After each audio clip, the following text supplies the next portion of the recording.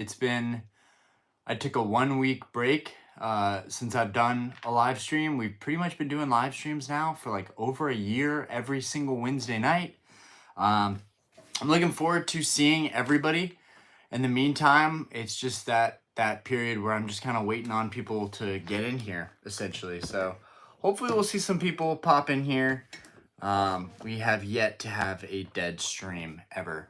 So hopefully it'll be good. We get some people in here, get some questions popping off, get some discussions. I've missed a lot. I've been gone. Well, not gone, but I've been kind of absent from the hobby for at least 2 weeks now. If I'm not making videos, I'm not really involved. That's just how I feel personally. So if anybody pops in, if you guys have some news, if you guys have some updates to tell me, if you have some stuff you want to ask me, I know that we had Worlds. We had the whole Worlds in Honolulu. People were scalping products. I actually have some friends that were there that were buying and selling, that were getting products there and then selling them right after. Do I think that they're bad people for selling products at Worlds after going? No. If you knew how long the line is at Pokemon Worlds, you would know that people waited a long time to even be able to get that product and sell it. So more power to them. Everyone's always like, scalpers, but dude, everybody in this hobby is a scalper. I mean, not everybody, but like everybody's trying to make a buck in this hobby. Most people are not just collecting. Everyone has an ulterior motive to make some money, and nothing wrong with that. Turtle, what's good? Ross, how we doing? The Watsons, how we doing? Frank Nitty, how we doing? So, what's up, guys? What are you guys collecting? What are you going after? What are some things that bother you in the hobby right now? What are some things you think need to be addressed? How do you feel about the sets coming up? Are we excited for Paradise Dragona? Are we not? Do we feel like it's a mid-set? What are you guys thinking? And just in terms of like the general Scatman, how we doing? Just in terms of like the general health of the hobby, how's everybody feeling? I know we had the CT scanner thing throwing a wrench in most people's plans to sit on a heavy amount of sealed product. I still think that that's going to be a big issue. I think a lot of people just think it's going to be brushed off, but it's just, I just can't believe that we're already scanning products to see what's inside. And this has been going on for years, but definitely want to know your guys' thoughts on in terms of like everything that's going on. Wow, 33 people in here. That cannot be right. That definitely can't be right. If you guys are in here, let me know. Let me know. I definitely recognize all the names that I've seen so far, but yeah, this month I plan to make a lot of content. The girls are gone. For those of you that don't know, my wife is from Portugal. Their family can't come here for whatever reason, so the girls flew out to Portugal. I have to stay here and work, so I'm going to be cranking out a lot of content. And like this live stream, no one's home right now. So like I could do this live stream as late as I want to. So it's going to be kind of cool this month, seeing how things go without the girls here. Jedi Mike, Chew V, CT scans. Yeah, if you don't know about the CT scans, people are scanning products. It's just the beginning, but I think it's going to be a really big deal. Trevor McJewski or Macy Jewski. What's good, man? How you been? Doing well? Yeah, doing pretty good.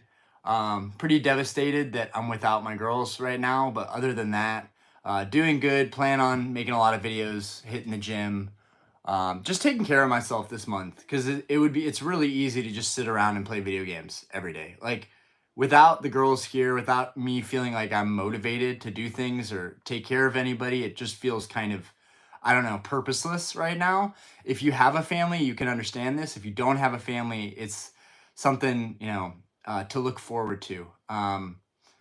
You don't know what you got until it's gone. And they're only gone for a month, but a month is a really long time. So I'm going to miss them a ton.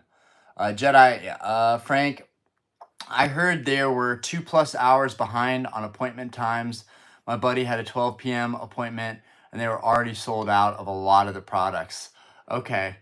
And so I can understand if people had waited in line for hours and weren't able to get any products, that would honestly be devastating. And so I do feel for those people, especially people that genuinely just want products. It's the whole argument. Why is it doing this? All right. Arnab, please pray for Bangladesh. I don't know anything about Bangladesh, um, but shout out to Bangladesh. Eddie, I like the CT scans. Eddie's taking the opposite side of the argument. I think a lot of people are gonna like the fact that they can scan product and see what's inside the product. Um, Ronald, Cascante watching from Costa Rica. Dude, that's dope. I had a great time in Costa Rica. Very long time ago, but I love Costa Rica. Watson's, it's always a roller coaster, good and bad. Just keep doing what appeases me. Friends of the night, keep creating content, man. It's fire. Thank you. Thank you. Um, I just feel like such a boob for not making any content the last 2 weeks. I'm just like, dude, you've been grinding for years. Why stop now? But there comes a point in time where you just want to look at your cards, be happy with what you have. You don't care about the noise or what's going on in the hobby. And so that I've been kind of just enjoying my collection in a way that I haven't for a long time. Um, I get so roped into making content and wanting to see the breaking news or the updates or the newest set that I'm not even enjoying where my collection is. And so the last 2 weeks I spent with the girls, but I also spent enjoying my collection, which sounds weird to say, but all my stuff is just in this room. And usually outside of that, I don't look at anything that I have. So it was nice. It's gonna be nice this month too to like look at my cards and not feel weird about it. Because sometimes she gets a little weird when I have all my cards out and I'm looking at them. It's kind of like you're giving your cards all this attention, but what about us type thing. So it's nice this month. I can just look at all my stuff and enjoy it and not feel that slight judgment. Your local Ches. Hey, how we doing? Chew V. Just heard someone joke about it. Yeah, so people are actually CT scanning product. And I think people are going to make a lot of jokes about it. Like, I thought about making a post on my Pokemon Instagram. I thought about making a post that was just me lying down with all my booster boxes and just be like ready to get my CT scan to find out what hits I have. But yeah, I think a lot of people think it's kind of a joke, but I there's a lot that you can insinuate from people scanning products. ST, can you shout out my son? He's autistic and loves to watch your videos. His name is Nick Gers. Yo, shout out to Nick Gers. I hope you have a 5-star night or 5-star day. You're awesome and you're amazing. I didn't know that was legit though, Chuvi. Yeah, it's 100% legit. And large content creators have just started to make content about it. I think once you get bigger creators talking about this, and they don't want to talk about it, right? Like people that are doing large breaks really don't want to talk about this very much because it's part of their lifestyle. It's a part of their quality of living, if you will, because they're dependent on the ad revenue and the openings and the box breaks. So it's bad news to find out, oh, you can scan products now. So, I worry like where the entertainment is going to go with Pokemon. People still love box breaks, right? People love to see box breaks. We love to see what's inside. So even with the bad news about the scanning, it's not like the magic is completely gone. But and a lot of sellers right now that are selling sealed products, or at least the ones that have distribution or allocations, they're doing very well right now. So it doesn't seem like the buying of sealed products is slowing down at all. It'll be interesting to see how sealed product holds up next year. I'll be looking forward to that because I definitely want to unload my stuff. I want out of sealed product. I just want out. Joseph Delgado, can you say hi? How we doing, Joseph? Eddie ST is spamming. I don't think so. John Marston, hey, Palestine or Israel? Let's not go there. We want to keep global politics out of this stream if possible. Just because I don't have the brain capacity to deal with global politics right now. Jose Maria, I learned to say no seeing death without crying in death. Destiny, everything in death. Destiny, everything was out of place, and I lived to fix it. That's very poetic. That's very poetic. We just had our open mic, and we heard a lot of poetry, a lot of music tonight. For those of you that don't know, I bartend and run a bar. Eric Benson, excited for Gym Heroes in Team Rocket. Eric, great. I am very excited. I want to see how they execute this though. So far, we've seen a Reshiram artwork, an illustration or SIR artwork of Reshiram. It looks pretty cool. While I'm not a Reshiram fan, I think they did the style justice, and I think we're all excited to see what they have. Main thing though is I don't think we're ever gonna see the classics like Brock, Misty, Giovanni. We might see um, but maybe we will. Maybe we'll get another 151 style midway next year, and they'll give us trainers of the OGs. That could be really cool. But I gotta stop being so stuck in the past. One thing with me, one problem that I have with collecting Pokemon is I'm constantly collecting the stuff that I grew up with. Even if I didn't have it, I just like that era of stuff so much more than all the new cards we're getting. And I thought that was really just because when I came into the hobby, a lot of the newer cards were unrecognizable to me. But even now, being in the hobby for several years back now, I look back and I just don't have an appreciation for modern like everybody else does. Um, but obviously, I do like some sets. 151, I still think, is my favorite set from Scarlet and Violet. Chuvi, are you on Whatnot? I am not. Eddie, EA Collectibles just opened a fake first edition Neo box, 26K. If I ever spend that much on a box, I would definitely do a CT scan. Absolutely. I think a lot of people feel that way, which I think Vintage is in trouble. And I wonder if they took an L on that or if it was something that they opened with some insurance, like, hey, if this isn't legit, we're not going to be able to do a payout. I think a lot of sellers operate that way. ST, you got it. Jose, I used to be an ox in a herd, but one day I got in the horse, not for my own reason or for anyone who had any desire for me, but for the need of the owner of a herd whose cowboy died. Interesting. Okay. True V, all I have is sealed and some graded. Hey, and if you're new to the hobby, that's what everybody has, right? So there's nothing wrong with that. Um, I definitely went too heavy into buying sealed product. That's my problem. Um, Adam Ranga, the man returns. I never left. I just been spending time with my family before they left. Um, Friends of the night, you think all modern seal collectors are screwed? I've always believed vintage cards are king. I definitely believe vintage cards are king now more than ever. But I don't think I don't think modern sealed collectors are screwed. I think it's probably going to be okay. It's probably going to be fine. But it's a big wrench in most of our plans, right? A lot of us that bought product can feel pretty good about that long term. But the whole scanning thing, it's just the beginning of it. It's what it insinuates. Anyways, I think we're still gonna have sets that are just banger sets that everyone is gonna plow into, um, and I guess might be due for one of those at the very end of this block. So I don't know if that's gonna be Paradise Dragona, if that's gonna be the last one or what. Austin, I don't like most modern. Frank, it's not even just 151. 151 is just the easiest set for me to say that I like it. But I like cards in almost every single set. There are cards that I like. It's just I know those cards are going to be around for forever. They're not going anywhere. Maybe the graded prices will go up over time for like PSA 10s, but most of these cards raw are not going to move much except for the ones that are really difficult to grade. But there's cards from every single set that I do like. It's just not enough reason to buy into the set.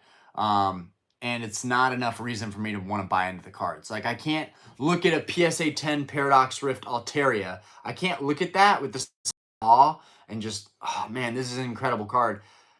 Knowing that they're everywhere, that matters to me. The scarcity of cards and product matters to me. And like when I look at my vintage cards, it's not all about money. It's not like, oh, this is just worth so much money, so it feels better.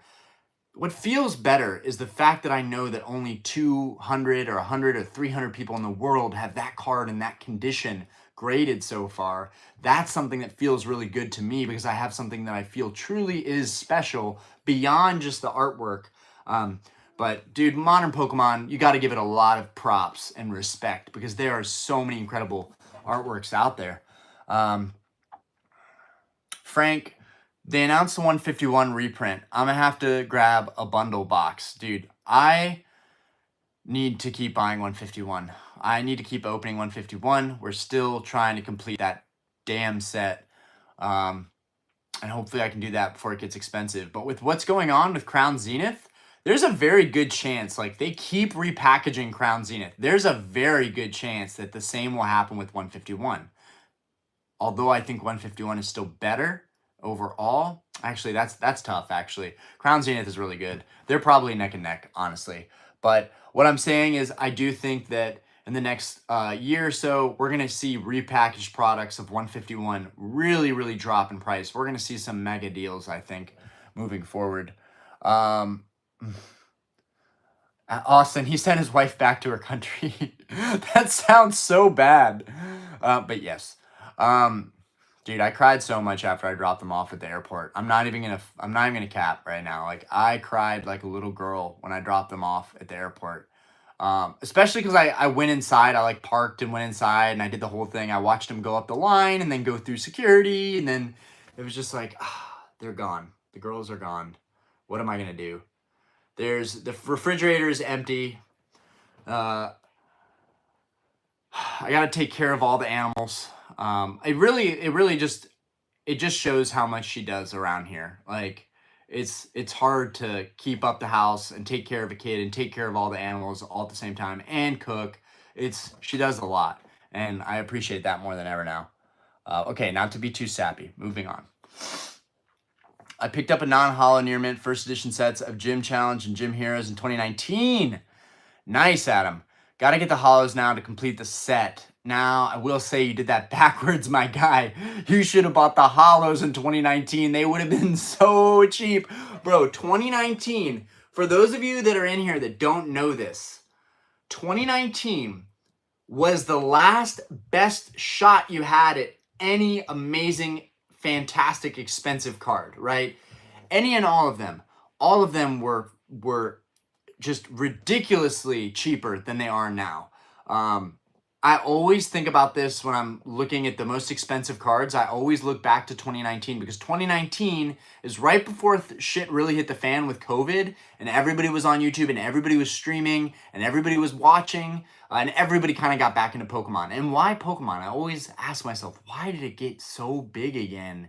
But really amazing time to get back into the hobby. But 2019, man, that was the time to be buying stuff, to be building a serious collection. I mean, gosh, if I would have built my collection in 2019, which I had probably gotten back of it at the tail end of 2019, but man, I always think if I had built my collection in 2019, I would have built this $100,000 plus collection, 150 grand, whatever it's worth now. I would have built it for probably 10% of what I spent.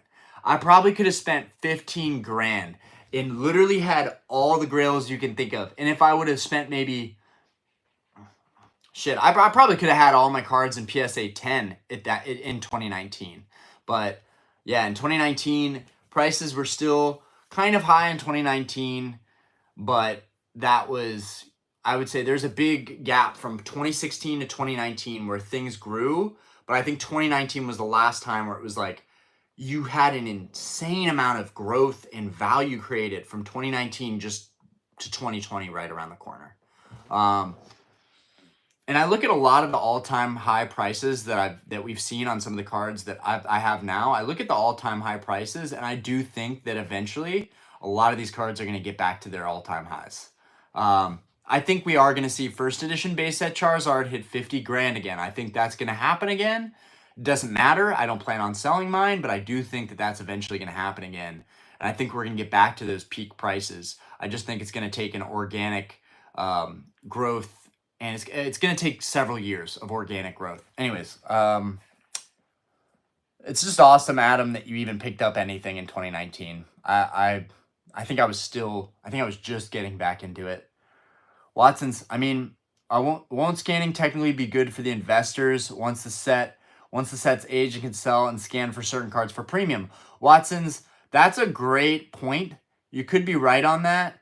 I do think that there's going to be content created where people are like, this box was scanned. Inside of this box, we have a guaranteed whatever. And tonight we're going to break this thing open. I still think people are going to be excited for that. So you could be right. You know, it could be still opinion. Yes, weighing was something that you could kind of figure out a way around. Just don't buy loose packs. But man, I one of my boys here in Charlotte, Pokey Pete, they took in a loose pack, a Collecticon here in Charlotte. They took in an Aquapolis loose pack, and they ended up packing a Tyranitar, the Aquapolis Tyranitar. Dude, if you guys don't know what card I'm talking about, that card is so goated. The art is so good. And that came from a random loose pack that someone traded in. So it just goes to show that there's still going to be a market out there. There's still going to be people that are going to want to buy the product regardless. And, you know, fortune favors the bold. So maybe the whole scanning thing will scare off a lot of people, myself included, but it'll leave a lot of opportunity for other people.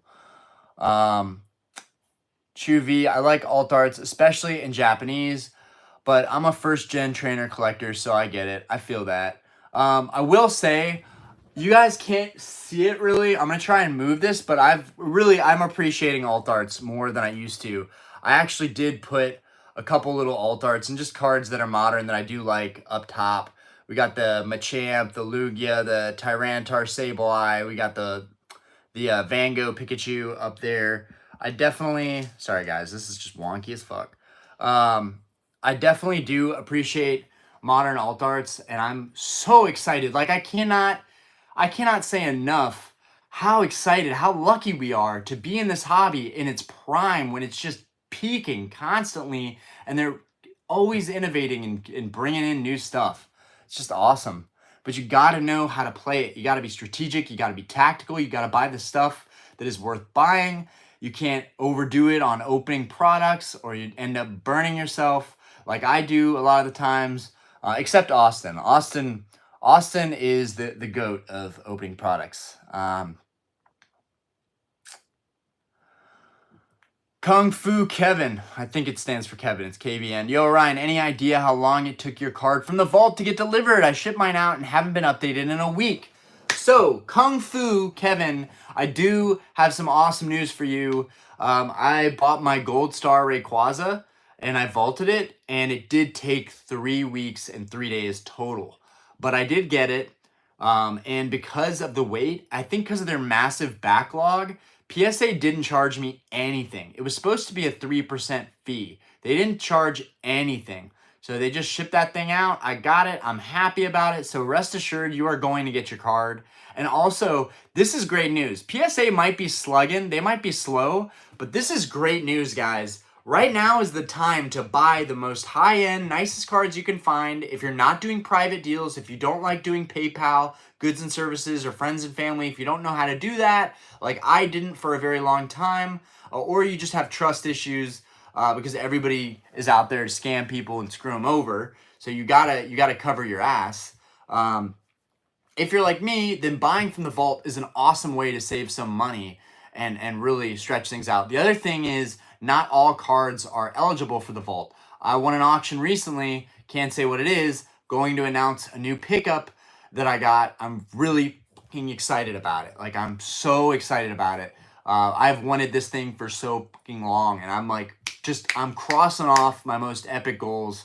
And like, thank you guys, because I would not be able to do this stuff without the support of this community and people watching my videos and leaving comments and hitting that like button. All that stuff adds up to me feeling confident as a collector and wanting to continue forward on my goals and share them with you guys. So like, a lot of what I've done is because of this community. Like, I would have probably not gotten into Gold Stars. Like, straight up, I probably wouldn't have gotten into Gold Stars if it wasn't for the community, if it wasn't for people kind of pushing me in certain directions, having an influence on me. Some cards I ended up not being a fan of and I let them go, but some of them, like the Gold Stars, stuck with me. And I really appreciate the community for showing me all this awesome stuff. Charlob, I think I'm buying Team Rocket Grails will be a good move for when the set is reprinted. Absolutely agreed. Team Rocket Returns is on the move. If you have not been tuning into Team Rocket Returns Vintage EX Hollows, guys, Team Rocket Returns is on the move. I'm telling you right now, when that set gets printed, people are going to go back to Vintage. and they're going to want that vintage Team Rocket stuff. I'm telling you, EX Team Rocket returns cards are on the move. And I've got some friends that are literally chasing every single PSA 10 EX. Like, dude, some of my friends are just doing crazy stuff in this hobby. And like, it's awesome to know them, you know? And I'm thinking about going up to Richmond for the Collecticon because one of my boys is up there, so I could stay with him. And that would be some great content to get for you guys. And it would be me really going out of my way to make some content, which I haven't really had to do. Collecticon is so close here in Charlotte that it's like a 5-minute drive for me.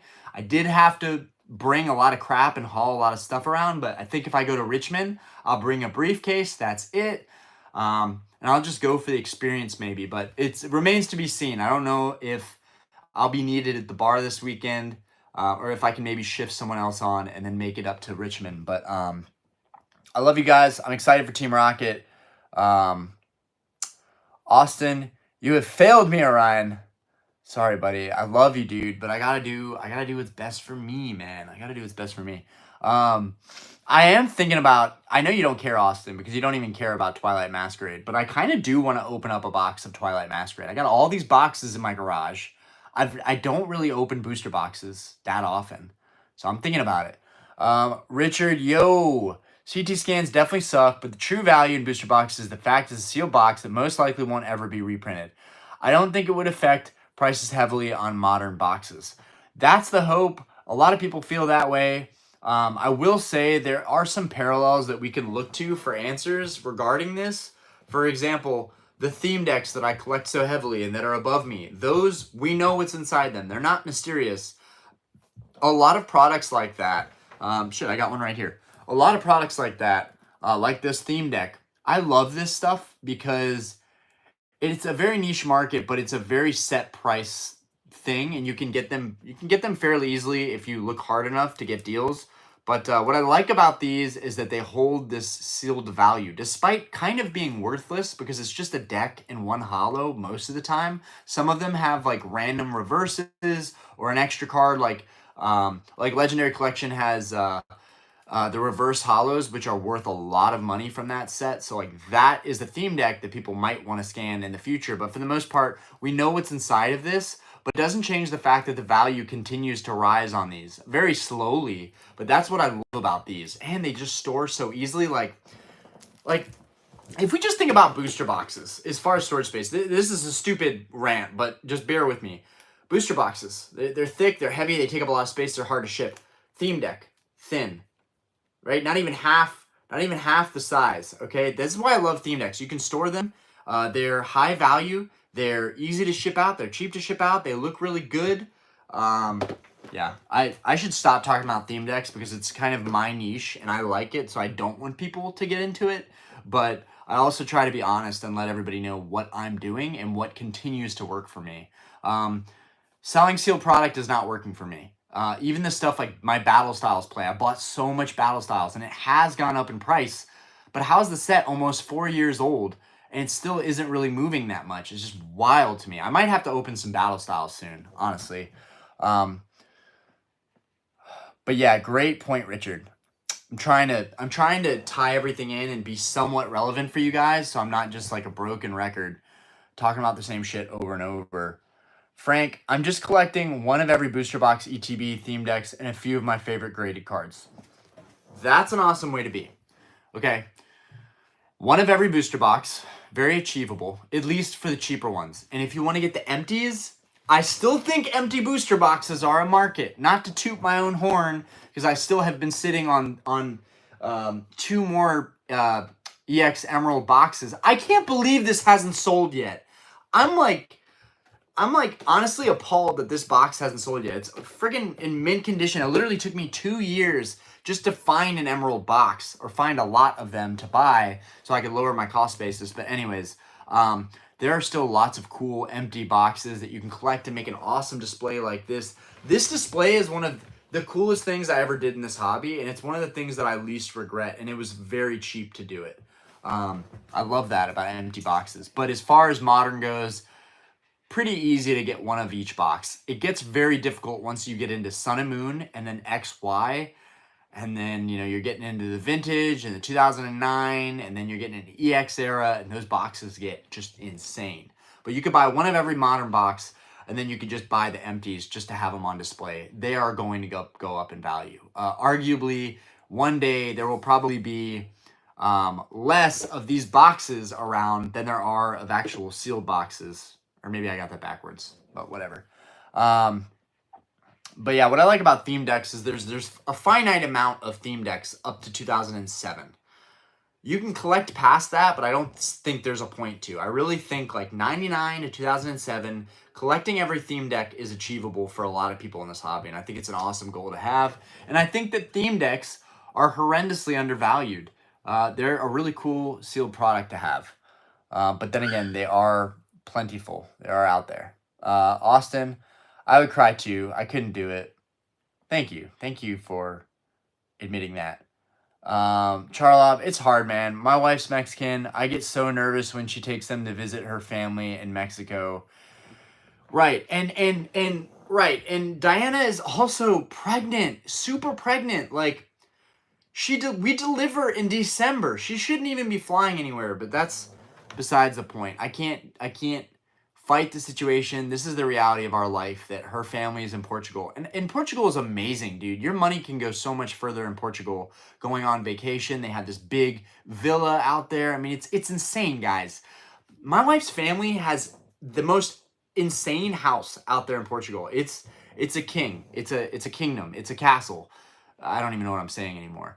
But yeah, the whole point of like them flying, and then she's pregnant with my other daughter, like everything that I know and love and care about that matters to me in my life, all this shit doesn't matter. None of it matters. It's fun, but none of it matters. What matters is the people in your life and my family and you guys as the people that you love. Like that's what matters most. And I can tell you right now, man, I shouldn't even talk about it, but if something happened to them, dude, I have no idea how I would even move forward, guys. Like, what am I going to do? YouTube after, like, something horrific happens to my family? Like, no, I'd probably fall off the face of the earth and go rogue for a couple of years. Like, I do worry, but you can't have that kind of mindset. Like, everything is going to be fine. God forbid if there's any emergency, I have their address. I can fly out there on a dime, but everything is going to be fine. It just, yeah, definitely stressful.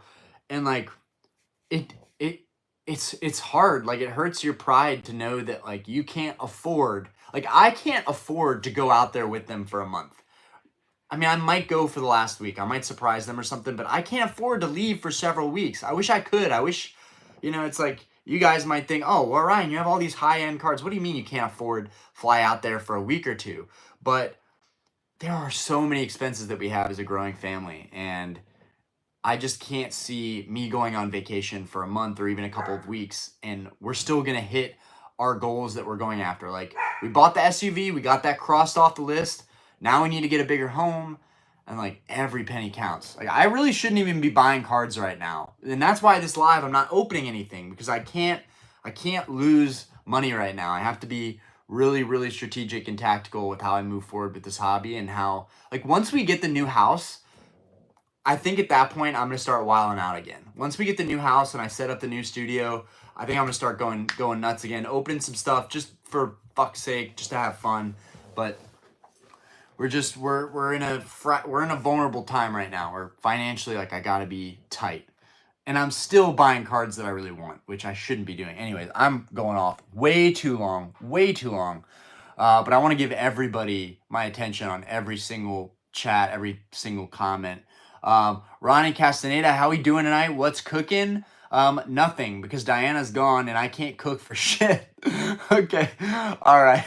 Juby, I'm a dad too, so I feel you, man. Yeah, and that's another cool thing, is that a lot of us can relate because we are dads. And if you're not a dad yet, there's no rush. Trust me. But it's like, it's an amazing thing. It's an amazing thing having someone that you care about so much like that. I don't even think Aspen is gonna miss me that much. Like, she's having a ball. She's having a blast. They're keeping her busy over there. But and we're like FaceTiming every day, which honestly just makes me even more depressed. But it is what it is. Diana actually taped this to the tripod just to remind me. But it's cute. It's cute. We can't wait to see you. Tape that right back there.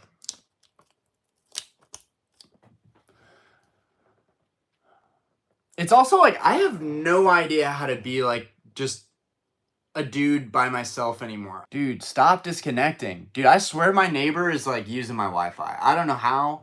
I need to just get a new router with a new password. That's the only thing we haven't done yet. We got a full upgrade and it's still having connection issues. I don't know how this is possible. Anyways, what I was saying is, I don't know if you guys can relate to this, but when you're playing video games and your family or your significant other is around, I don't know, it just feels more comforting. I don't know. Like I feel like I'm at the right place at the right time. Whereas if I play video games by myself in the house alone, it just feels like I'm wasting time. I don't know. Like it's just different. I don't enjoy it as much. Like especially after I turn off the game and then it's like, oh, I'm going to bed by myself. The house is empty and quiet. It's just me and the dogs. I am lucky that we at least have these dogs here to keep me company.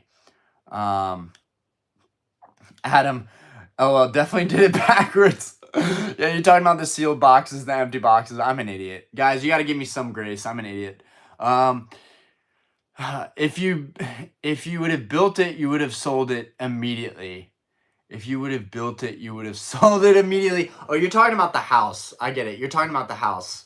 Yeah, probably. I would have just flipped that shit. I would just flip that shit and be like, babe, we can roll this money into another home after I buy the PSA 10 Gold Star Rayquaza that I desperately need in my life. Oh, man. I can't believe I actually thought that I was going to make a trade for a Gold Star Rayquaza in a 10th. Guys, that's not even close to happening. They didn't even respond. They haven't even responded about anything. And that was weeks ago, but still. I made a pretty strong offer. 2 Gold Star Rays and all of my sealed product almost for one card. I just can't believe that wasn't even entertained. Adam Ranga, I got the Pikachu CD promo sealed for like 180. Used to be able to get the trios and PSA 10 individually and actually bundle them to make the profit. Dude, Adam, you've been in the game then. If you're doing stuff in 2019, you've been in the game. And that's what I love. I love meeting people that have been in this hobby pre-2019 that can give me some knowledge. You know, I don't know anything. I've only been in the hobby for a couple years now. That's not enough time. You have to be in this hobby for a decade plus, I feel like, to really know what's going on in it. Austin, famous last words. I don't think I'll sell the Charizard. Nah, dude, I love that thing. Dude, I love this thing, dude. I love this thing, dude. I think about this a lot. I think about if I were to sell everything, it'd probably be all my other cards before I sold this guy. Like, dude, and like, it's such a big deal to me. This card is such a big deal to me. We're just going to take a second and just, dude, can we just appreciate this for a minute? This is not a flex. This is just man, what a beauty. What an absolute beauty. It's a thick stamp. It's a thick stamp. Look at that. Just look at it. Just look at it. All right. All right, I'm going to pipe down. All right, I'm going to read these, rest of this chat. Okay. Yo, brother Ryan, sorry I'm late for class. What's good, brother? Appreciate you, Dan. Dude, you're always supporting. I appreciate you. Adam, it was nuts in 2019. Only the Blastoise and Charizard were over $1,000 for first edition and PSA 9. That is nuts. That is nuts. Got my fave card, Venusaur PSA 9 first for $8.99. What a steal, bro. Yo, and Venusaur, I was just talking about this today. Venusaur gets no love, bro. Venusaur gets no fucking love. Like, you are still seeing Venusaur, like, freshly graded PSA 9 first edition Venusaur. We just saw an auction or a buy it now end for like $2,400. I was looking at it and I was like, this seems like a really, like, if I was going to buy another duplicate first edition, it would be the Venusaur because I think it's undervalued. I love Venusaur. Austin Kaiba. Gotta love Kaiba. Gotta love the Yu-Gi-Oh reference. Ball player, are you still selling some stuff or have you got rid of everything you wanted to? So since Collecticon, I did offload a ton of stuff. I only got like 10 grand back, but it was good. I put that money towards paying off the house. I feel so good about it. Like I did something super responsible for once. But no, I have a ton of stuff. most of it's just not listed yet, and I'm kind of thinking like, okay, if I can afford to hold on to this stuff for a long time, maybe in 3 or 4 years I can come back to it on a rainy day and offload it then and make a much better profit. But yeah, I have a lot of stuff that I still need to sell. There's duplicates of theme decks that I still need to list. There's some singles, there's some slabs. There's I honestly considered putting up all of my modern stuff. But we haven't done that quite yet. I have a handful here of modern cards. I actually got them sitting on the desk. But like, I don't even like waifu that much, but like, I will say this Ayano, we did pull this one not long ago, but like, it's hard not to appreciate modern cards. And I'm not even a waifu person, but like, if I pull something like that, I'm going to keep it.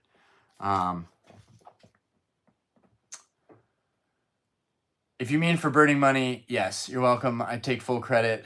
Damn, that was a minute ago. I like smaller tins. 2015. It's Corey D. How we doing? Joey Bax. I think hit cards are the best investment. Joey Bax just hit the fucking nail on the head. It's Corey D. Looks like a store. Dude, I get that all the time too. It's very flattering. Especially because it's all empty. Pokemon videos. I sold my empty Gengar ETB box for $400. I can only say there's a market. What? Empty Gengar ETB box for $400? What? What? Bro, that has to be the most epic play I've ever seen. Holy sh... Austin Reed, and will be taken down. Angel Segura, I'm trying to get into vending. Do you have any tips on picking up card slabs on a market to sell? At market. The thing with vendors is they give you 80% of market, so they're able to make money. They're giving you 80%. So vending at shows is just a cheat code. At the same time, it's not really a cheat code. I think a lot of people think they're rolling into more money and they're making more plays, but they're spending money to get their booths at these shows. I think a lot of value gets lost in that. I think people have a lot of sunk costs. If you want to go to a show, bring one of those extendable wagons to just drag all your stuff around. You don't even need a table. Just get a wagon, have a friend come with you, offload your stuff there, and you can sell your stuff without even having to be a vendor. And also, there's people walking around everywhere offering to sell their stuff. You can always come in. You can always swoop in and buy out someone instead of the vendor giving them 80%. You can be like, hey, I'll give you 85% on this. And you're still getting it 15% under market.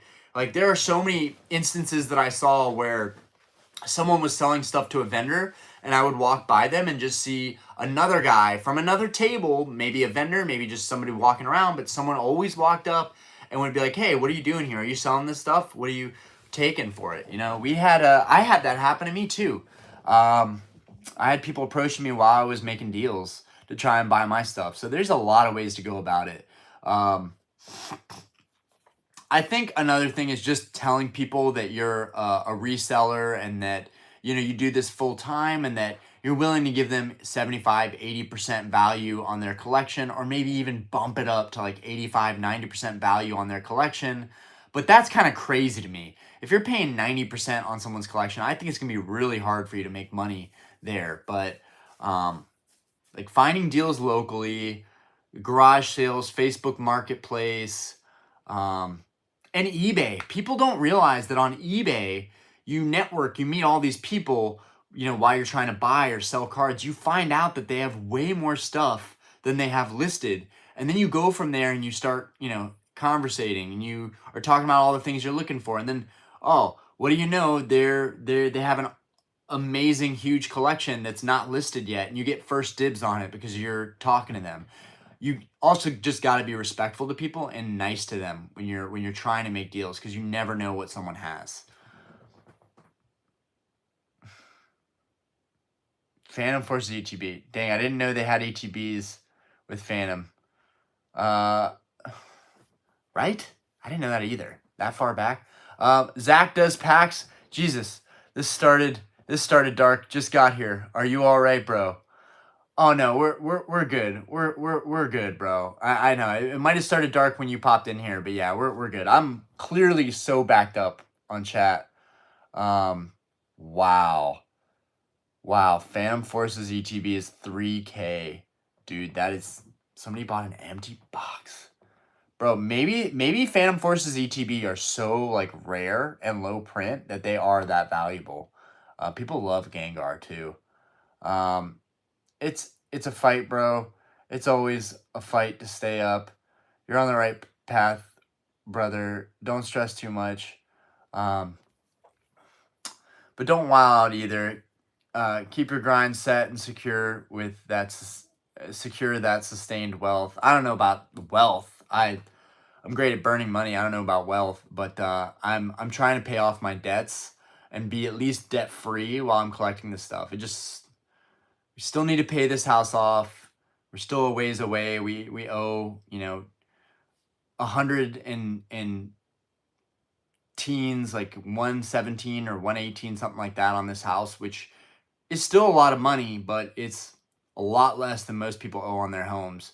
The problem is now we gotta, I basically, we want to keep this house and rent it. So I'm just like, I don't know how I'm gonna make this work, guys. I don't know how I'm gonna, we had a little girl, this house was getting paid off. I was collecting and had money to collect as I wanted to. And now like everything has just changed. We know we're having another kid. We need a bigger house. I'm gonna need to make more money. It's crazy, but I'm really excited, guys. We don't even have a boy name yet. I'm so excited. I haven't stated that enough how excited I am to have a boy. It's just having a girl, being a girl dad. If you know, you know, like dude, being a girl dad, having a princess, it's amazing. Nothing beats that. But I'm excited to have a son and not drag him into this hobby, but hopefully maybe he finds an interest in it. Hopefully doesn't get as addicted as I am, or maybe he doesn't care about it, and I don't mind that either. But it'll be nice to raise a boy into being a young man, and yeah, it's gonna be cool. Cody Winter, I'm late. Sorry, my fault if you've been asked this already. What do you think about the new set coming out, Surging Sparks? Nobody even mentioned Surging Sparks yet, so you're good. Um, we know about Stellar Crown, Paradise Dragona. Maybe that's the name for Paradise Dragona. I highly doubt it. But I don't know anything about a Surging Sparks. Um, you might even be able to let us know like what's up with that set. John Sampson, what's your favorite Pokemon? It's always changing. I mean, it's probably between Pikachu, Rayquaza, maybe even throwing Gyarados in there, but I would say Pikachu, Rayquaza, and Charizard, I would say are my favorites. I'm basic. I like dragons. I'm just built that way. Um, yeah, not much more to add to that. I'm trying to think. Uh, Mewtwo is pretty badass, but yeah. Rayquaza, Charizard, Pikachu. Those are my top boys right there. Um, love Tyranitar, love Nidoking. Lugia is a big one too, low key. Um,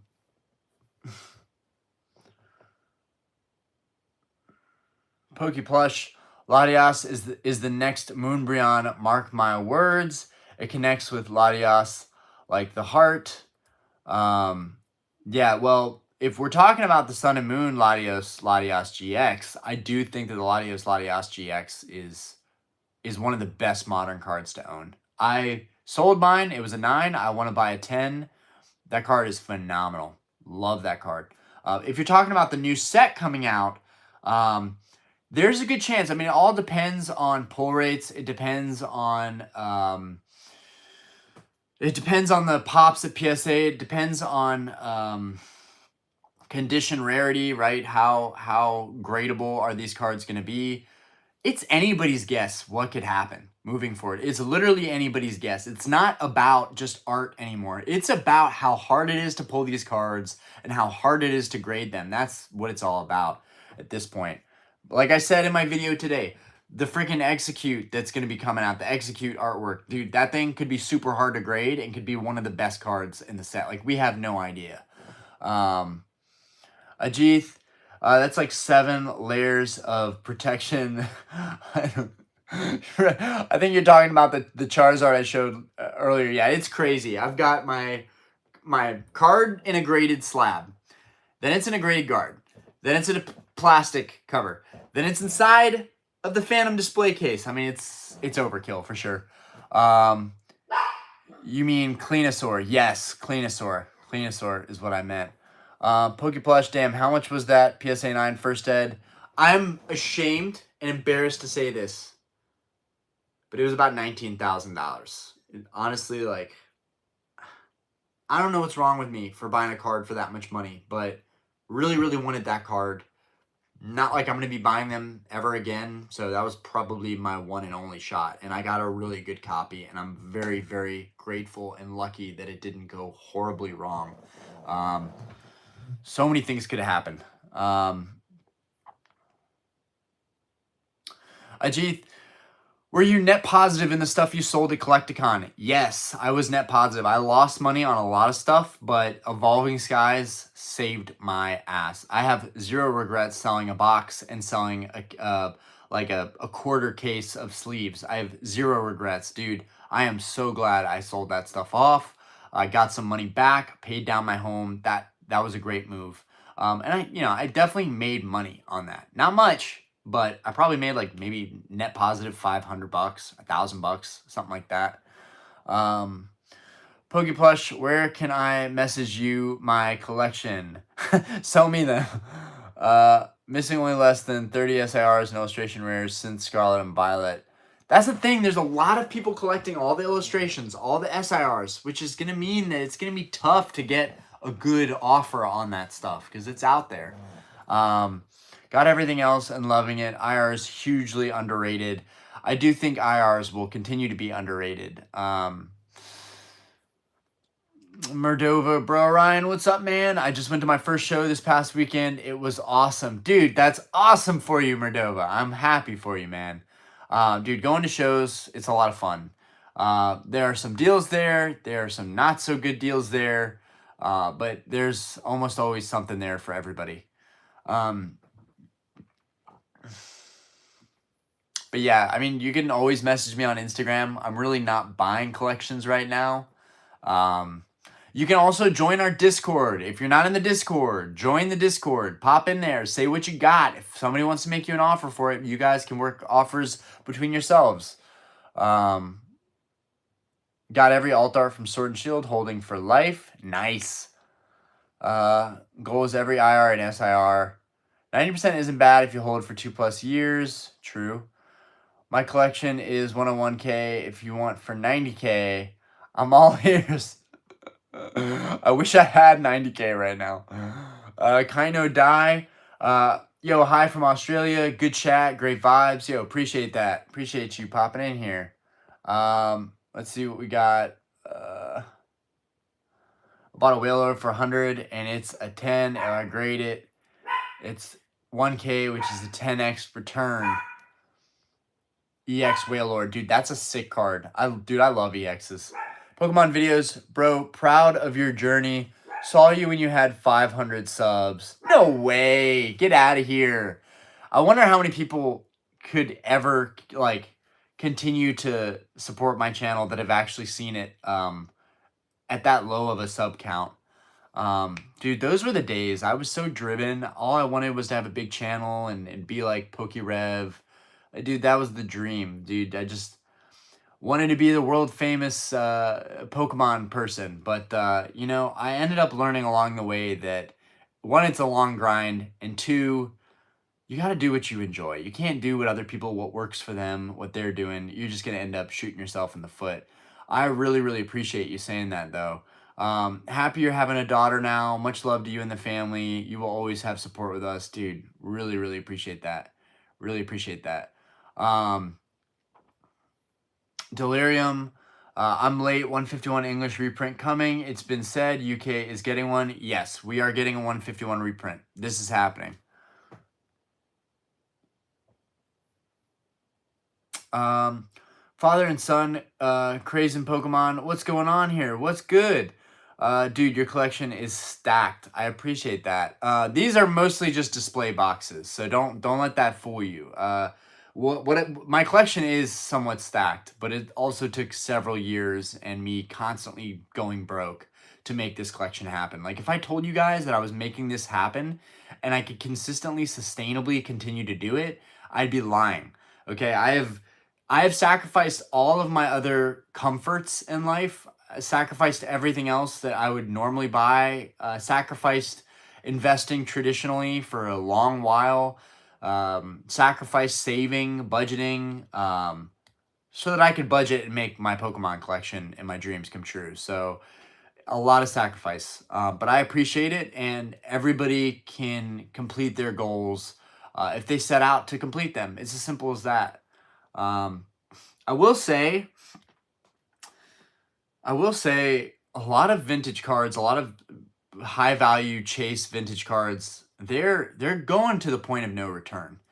Like some of these cards are getting ridiculously expensive. Like the big auctions I talked about today in my earlier video, dude, holy crap, dude. Holy crap, dude. Some of these cards in like a month or two have gone up like thousands of dollars. It's ridiculous and it makes no sense to me. I'm all for it, but I also just crazy. It's crazy. It's a good thing though. It kind of sucks that I'm talking about these cards that I love, that I think people should buy into, and I'm pumping them. But the reality is they're being pumped on their own. They don't need pumping. People are buying these cards left and right. They never go unnoticed. Even raw cards like raw crystals, raw first edition base set, raw first edition shinings, raw gold stars. These cards, everyone is looking for them. So the market on them is going to stay hot, which could be a good thing. Maybe you buy in at a high price and it still continues to rise. My next thing that I want to chase after, we still have to complete the crystals. We need Celebi. We still have to complete the gold stars. We need Umbreon, Gold Star Mew, and I need to replace Suicune ASAP. But after that, and then I'll probably focus on first edition base. But I'm really just doing it randomly. Whatever pops up, whatever deals I can see, I'm going to do it that way. But guys, the next thing, the next frontier for me, and this is important, if you're going to get anything out of this live stream, it's going to be this, I think, in terms of like cards that I think are going to hold their value really well long term, and I think are still slightly undervalued as well, based on the pops, based on the artwork, based on just being extremely unique. I don't have any anymore. I used to have my Neo Shining cards, but I sold all of my unlimited copies at Collecticon. And I'm glad that I did, because I want to go after first editions. Whether you're going after PSA graded or raw, first edition Neo Shining cards are up next. That's my next goal. That's what I want to go after. That's what I'm going to be watching for. And honestly, I'm starting to wish I would have just gone after 10s of everything that I have right now, because you almost never go wrong with buying a 10. Yes, it's expensive. It's ridiculous. The premium from a 9 to 10, it's crazy with vintage. But I do think that Neo first edition Shinings, whether it's PSA 9, PSA 8, PSA 7, or PSA 10, whatever. But I think the PSA 10s are a good value right now. Like, honestly, it's kind of crazy to me. Like the Shining First Edition Raichu, 2,700 for a PSA 10 Shining First Edition Raichu. Do you know how hard it would be to pull that? Do you know how hard it would be to get that graded and hit a 10? Like, that card's only 2,700. I know 2,700 is a lot of money, and saying only 2,700 makes me sound like a D-bag, but in a PSA 9, I think it's like $700 or $800. Dude, the Neo Shining cards are sick. But I've been holding off because I see that they're not as hot and that they're abundant and that they're around. So I've been holding off. But one that I do regret not buying was the first edition Neo Shining Charizard. That card I saw on auction at one point for like $9 grand. They're moving on up to like the 11, 12, 13, 14 area. That card, if you can find it for 8 or 9 grand, I think is a steal for a 10. And I do regret not buying one. And it was a tough decision. It was either I was going to buy first edition Charizard or I was going to buy the first edition Neo Destiny Charizard. And I'm not even sure what set that's from. Because because I know we have some Neo Revelation shinings too. But yeah, I have no regrets. I got my base set first edition, but it's crazy. You don't buy other cards. You buy other cards you're going after, and then it's like everything is kind of rising, and so you miss out on other deals. It just sucks. You can't do it all at once. It's I'm just blabbering.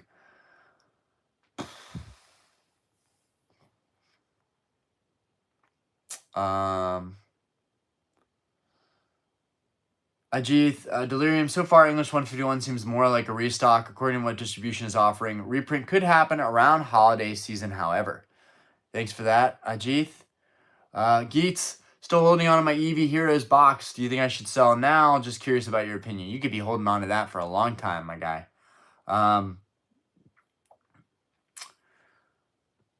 Ajith, if you have any Japanese 151 Master Balls, I'm trying to finish the collection. Good luck, man. That's a grind. I have an Electabuzz Master Ball, which I'm probably going to sell all of my Japanese 151 I opened because it's just a loss.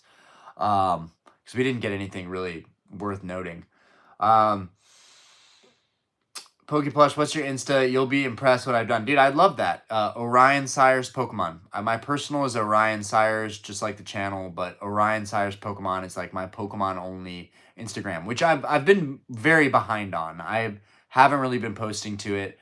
There's all my best stuff I still haven't posted to it. So I'm saving that for the end of the page. I'm like waiting to like show all of my like okay grails to like then show all the best grails.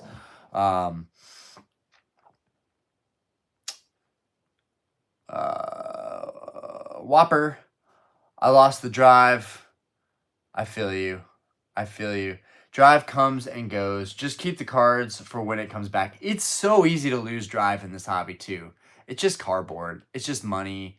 It's never going to give you true happiness, guys. None of this stuff is going to give you true happiness.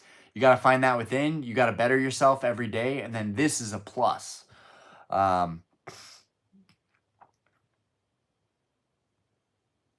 Drive comes and goes. Just keep the cards for when it comes back. I read that and I wanted to read that again because Austin is right on point there. It does come and go. It is very like we have cycles of this, but you don't want to be the one who's regretful down the road when another hype bubble happens and everybody's talking about it again because Pokemon becomes the who's who. Just stick with it and take a break. Taking breaks in this hobby is so necessary. It's very easy to just burn out and burn all your money, and you don't want to be broke because of Pokemon. Acid, how we doing? What's up, brother? How we doing tonight? Pokemon videos. Would you be buying Twilight booster boxes at this price or wait? I don't know what the price is on Twilight booster boxes. I bought like 7 or 8 cases of Twilight Masquerade, so I'm done with Twilight Masquerade. I don't know what it's at right now, but if it's higher than like, I don't know, $6.40 a case, no. I don't think it's worth it. It's just so much money, dude. These cases get more expensive. It's so much money. Toxic Syrup, did you start budgeting again, or are you still investing in the collection? I'm trying to budget. I'm trying desperately to budget.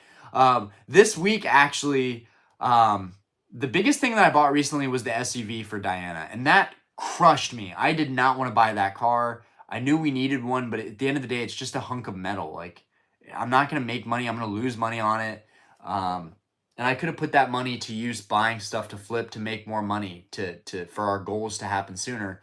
But right now, first week in a minute where I'm going to get paid. I have no credit card debt and I can save a chunk of money I'm going to get paid this week for. On the other hand, I'm going to have no debt. I'm going to have a little bit of extra money. It's like, oh, dude, there's so many nice cards I still want. There's so many things that I'm still trying to do. Like, the thing is, once I save the money, it's really easy to continue saving it. The hard part is not buying anything. I can save like a mother. Like, I can save very easily, but not buying is very difficult for me. I've gotten very conditioned to that. And now that I have to pivot because we're having another kid, I have to force myself to really pull back. So I always just say I'm trying. I always just say I'm trying because there's no point in trying to make false promises to yourself or other people, especially when especially like me making videos and I'm trying to hold myself accountable. I'm not going to say that I'm done for a minute, okay? Because I'd be lying. I'm always going to be collecting. I'm pretty much addicted to it, but I've gotten a lot better than it used to be. Um, and I'm just trying to pace myself, and I'm a lot happier now pacing myself. And I'm not thinking about what's the next big move to make, like a lot of people are. I'm just like, what's the next card that I really want that's gonna make me happy? Fleeting happiness, but happy for a short period. Um,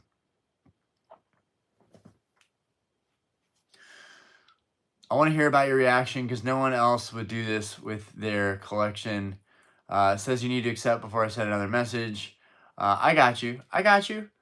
I'm actually on my phone, so I can't do that right now, but uh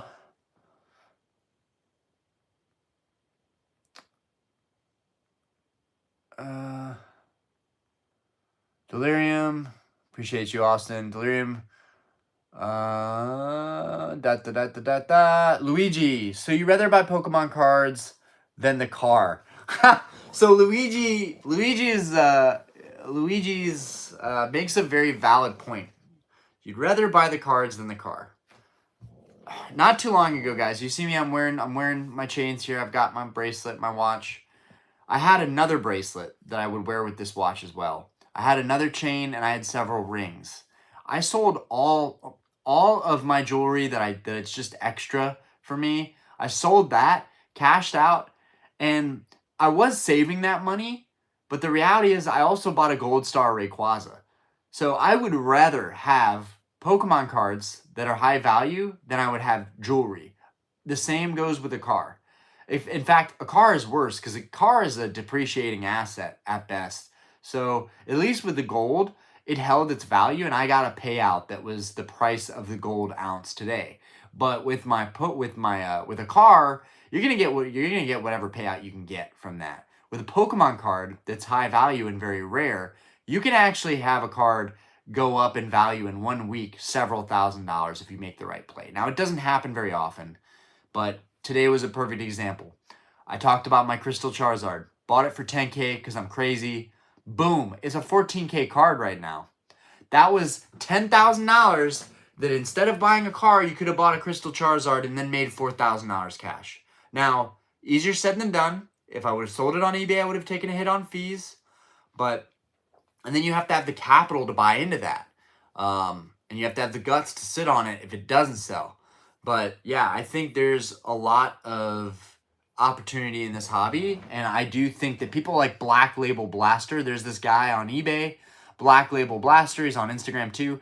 Guy has I think more PSA 10 Charizards other than like Pokemon King, King Pokemon, King Gary. Other than that guy, Black Label Blaster, I think, is one of the higher end names in Pokemon collecting. The dude must clear a couple 100K a year because he's buying PSA 10s and PSA 9 Grail cards left and right. That dude, I'm guessing, doesn't drive a Lamborghini. I'm guessing he drives a decent, reliable car, but he spends hundreds of thousands of dollars on cards and flips them. So, Pokemon Network, another big name in the hobby that flips a lot of high end stuff like pick up a first edition Charizard, cash someone out for 18, 19K, turn around and sell it for 25K. After fees, you're in a net $3,000. Might take you a month to sit on it. Might take 2 months, but you just made $3,000. Like, dude, there with the big money cards, which is where I'm moving, that's where you can make really big plays. Now, not everybody's going to have access to that. So this is not going to relate to everybody. But I'm just saying, if you want to go that route, you don't have to buy 100 sub $100 cards. You can set aside money, plan, and try and buy cards that are scarce, high value, and then when you sell them, you'll actually be able to net a decent chunk of money. That's where I'm moving. That's what I want to focus on. But yes, definitely better than buying a car. Now, I have pretty collectible, valuable cars too. But none of them appreciated the way some of my Pokemon cards have. And it's kind of weird to say that, but it's true. Um, what I'm interested in doing next is when we rent this house out and we buy our next house, I'm interested in seeing, am I going to be struggling even with rent money coming in? Will it be Pokemon there to save the day and support us financially? It's possible. Or will I find out that traditional investments like property and renting it out actually ends up being a much better move? Maybe. But the thing is, renting property, even, you can only make a couple $100 or maybe a couple grand a month max. Okay, you've got expenses, you've got utilities, you've got stuff like that, taxes, mortgage, insurance, all that good stuff. um, might not be as glamorous as I think, whereas a Pokemon card doesn't have any expenses, no maintenance. You can even avoid taxes technically if you're selling locally or doing PayPal, like friends and family. There's so many ways to bypass it. If you're really, really close with people and they trust you, you can literally just Zelle them the money and then they ship the card. Like, there's so many avenues where people can make money hand over fist in this hobby. Um, and it's just so liquid. Like, I love that my briefcase is so much more liquid than this house or my cars. I love how liquid this hobby is. Anyways, um, Austin, you tripping? I've got three nice cars and one beater, but it could be nice if I put time into it. But yeah, I probably will only have one nice car if we buy a house soon because I don't know where else I'm gonna pull the money from. John JFK, I will. I got you, bro. I got you, plush. I got you. Okay. John JFK, bro, what are we at? Damn, we're at 72 minutes. Y'all, I love you guys for coming out and seriously making every single late night stream worth it. Like, these are awesome. I love it. Like, the time just flew by. Uh, John JFK, bro, I have a binder of Pokemon cards from 20 years ago. Can you go through them and see if they're worth anything? Are you local, or you can send me a message on Instagram and I'll gladly take a look at your stuff and give you a ballpark of what I think it's worth. Again, you guys, if you want to join the Discord, you can join the Discord. It is linked in the description. You can join. You can ask all of the homies. You can ask our whole fam, the community. These guys are on the Discord more than I am. You can ask them what this stuff is valued at, and everybody can chime in, and you have all of that as a resource. You don't have to rely on me, and I'm not the expert.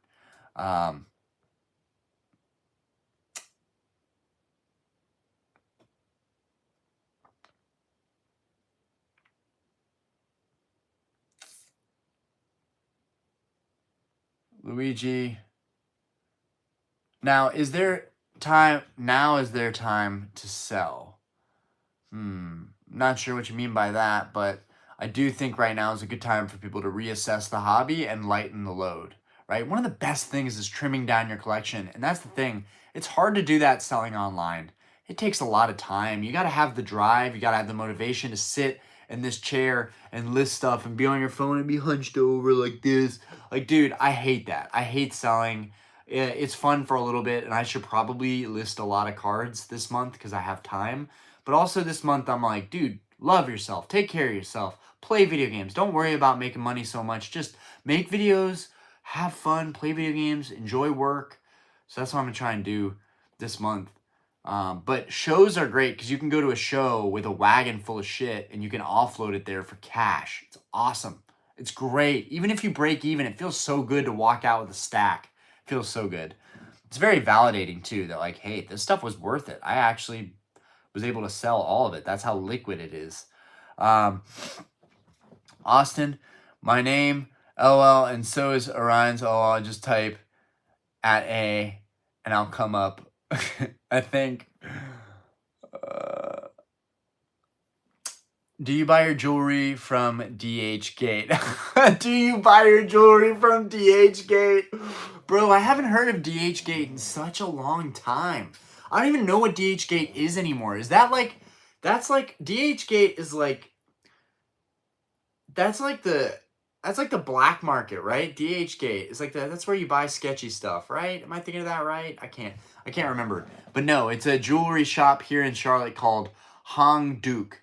It's a Vietnamese family-owned shop. I'm good friends with the guy who runs the place.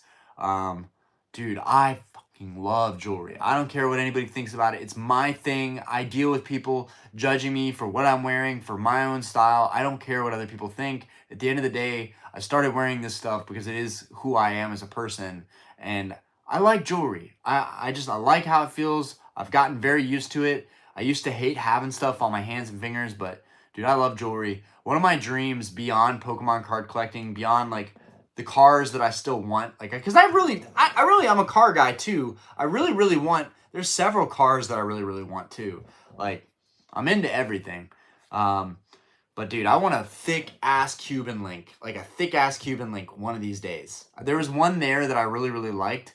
It was $18,000, and I got cashed out for like I think like 8 or 9 grand the day that I sold some of my jewelry. And I swear, guys, I even texted Diana. I texted her a picture of me with the 18K fucking thick ass, heavy ass Cuban link. And I was like, what do you think if I pick this up? And she was like, I will murder you if you trade up for even more expensive jewelry. Another thing I learned for you guys that are even remotely curious, because I know I'm talking about jewelry and like, who cares about jewelry? But if you are interested, fun fact, 18K, it's what I'm wearing right now. I don't own any 24K jewelry anymore, but they gave me the best value on the 24K. Obviously, it can be weighed with the gold value of the market today. So 24K, 22K is the way to go. If you buy 18K, it is extremely durable. You can wear it all the time. You can work in it. You can sweat in it. You can go work out, go to the gym in it. I do. It's amazing. It polishes up so nicely, but they will never give you a decent value if you ever trade in anything that's 18K gold. They will do you so hard that you will never want to buy 18K again. Now, I say this because I experienced it when they cashed me out. I was like, damn, I'm like barely even getting just a hairline more than what I paid for this 18K like 5-6 years ago. So, and I was like, that was years ago. How is it not worth more now? And they're like, it's 18K. It's mixed in with other metal, other steel. So it's a lot less valuable, but it's extremely durable. Something for you guys to think about. 24K, 22K jewelry. It's malleable. It's kind of soft, so to speak. You can hit it against something and it'll dent it. That's one thing I hated about 24K, and it's honestly so flashy. Most people see 24K and they think that it's fake. And I hated that because a lot of times people would be like, is that real? And I'd be like, yeah, it's real. What do you think? And they're like, I don't know, it looks kind of fake. That's what real gold looks like. It looks fake because it is so bright and flashy. And so a lot of people think real gold is 18K, but that's just a major misconception. Anyways, I'm sorry. I'm just going on. I love how that one chat message just set me off on a tangent. I'm sorry, guys. Really. Luigi, I pulled the Charizard of the 25th anniversary. You think it's going to go up in value? That's an awesome card to pull. Congrats on that. And here's why I'm saying congrats on that. Where is it? Okay, that's not it's not in there. Maybe it's over here. The 25th anniversary Charizard was actually the first nice card that I ever pulled. And damn, where did I put my other slabs? Guys, I have literally I have no idea where I put my other slabs. That's weird. Hold up. Wait a minute. That can't be right. Okay, yeah, no, it's in here. I almost traded this in and sold it at the Charlotte Collecticon, and I ended up keeping it because I just thought, dude, you're gonna trade this in for what, $60? When the reality is that the memory of pulling this card and just what it means to me personally, pulling a Charizard from a modern pack, it still feels awesome, guys. It doesn't. Celebrations is honestly incredible. Celebrations is an awesome set that I think is just gonna do such good numbers down the road because of this guy. Because he's just fantastic and it looks awesome. Now, it isn't a CGC label, and we didn't even get a 10 or a pristine, which fucking sucks, honestly. But when I was real close to trading this card in at CollectCon, I just thought, dude, just keep one relic of what reminds you of why you came back to this hobby. And this card right here is that. I might even write a little message on the back of it, just always always come back here when you feel weird about the hobby, because just remember how it all started up again. So much fun, dude. I love celebrations. And dude, CGC slabs. I know, Austin, we both have our opinions on this, but CGC slabs do look good in a graded guard. They look just as good as PSA slabs. Honestly, the slabs feel really good. I like CGC. I don't like what they're doing with all these errors, though, and these playtest cards. I feel kind of sus. What do you got? That's a good topic. What do you guys think about the playtest cards? What do you guys think about, like, all these playtest cards suddenly popping up onto the market? Why is it that we keep getting these error cards flooding the market? I know the playtests aren't errors, but, you know, back when we had the disco prints, if you guys know or remember what I'm talking about, is there a Pokemon price guide? Bro, the best thing you can do is go on eBay, look up what card you have, and then put the filters for sold completed listings, and then you can kind of get an idea for what your stuff is selling for. A lot of people think they have crazy stuff, and a lot of times people have very common stuff. So you've got to, you know, make sure, is it mint condition? Is it first edition? That stuff matters. Austin, you spent a lot only to have 10% return. If I had sold my ES instead of opening, I could have made 10K. Instead, I just burned 3K. You spent a lot to only have 10% return. If I had sold my ES instead of opening, I could have made 10K. Instead, I just burned 3K. Dude, you would have made out great on that, brother. But you know what? You had an incredible experience that very few people in this hobby have, opening all that Sword and Shield. That's dope, man. And I am jealous. I was jealous. When I would see what you were pulling, I was like, damn, bro. Like, good for you. And that's the thing. If I was in a better financial position, I think I would open boxes just for the heck of it. Like, let's see if we can pull a modern chase card that everyone can get hype about. Even if I'm not really about the set, we can still have fun with it. Jonathan Mellon, Chinese wholesale. Okay. Not sure what the, Chinese wholesale. DH Gate. Duh. DH Gate. Okay. Now I remember why, because DH Gate was where I used to buy all of my glass. Don't ask me what I'm referring to. Far cards. I always say if I hit the lotto, I'm getting a sick grill. Thank you. Somebody in here. Thank you. I know it's ridiculous to wear jewelry, especially when, like, at this age, very few of us can even afford to wear or buy jewelry, because it's like you're paying for your living expenses. You have to prepare for the future. Instead of preparing and having a good financial cushion, I would rather have something that I wear. But the thing is, you could die tomorrow. If I die, I'm going to be fresh as fuck. Like, if I die, I'm going to be fresh.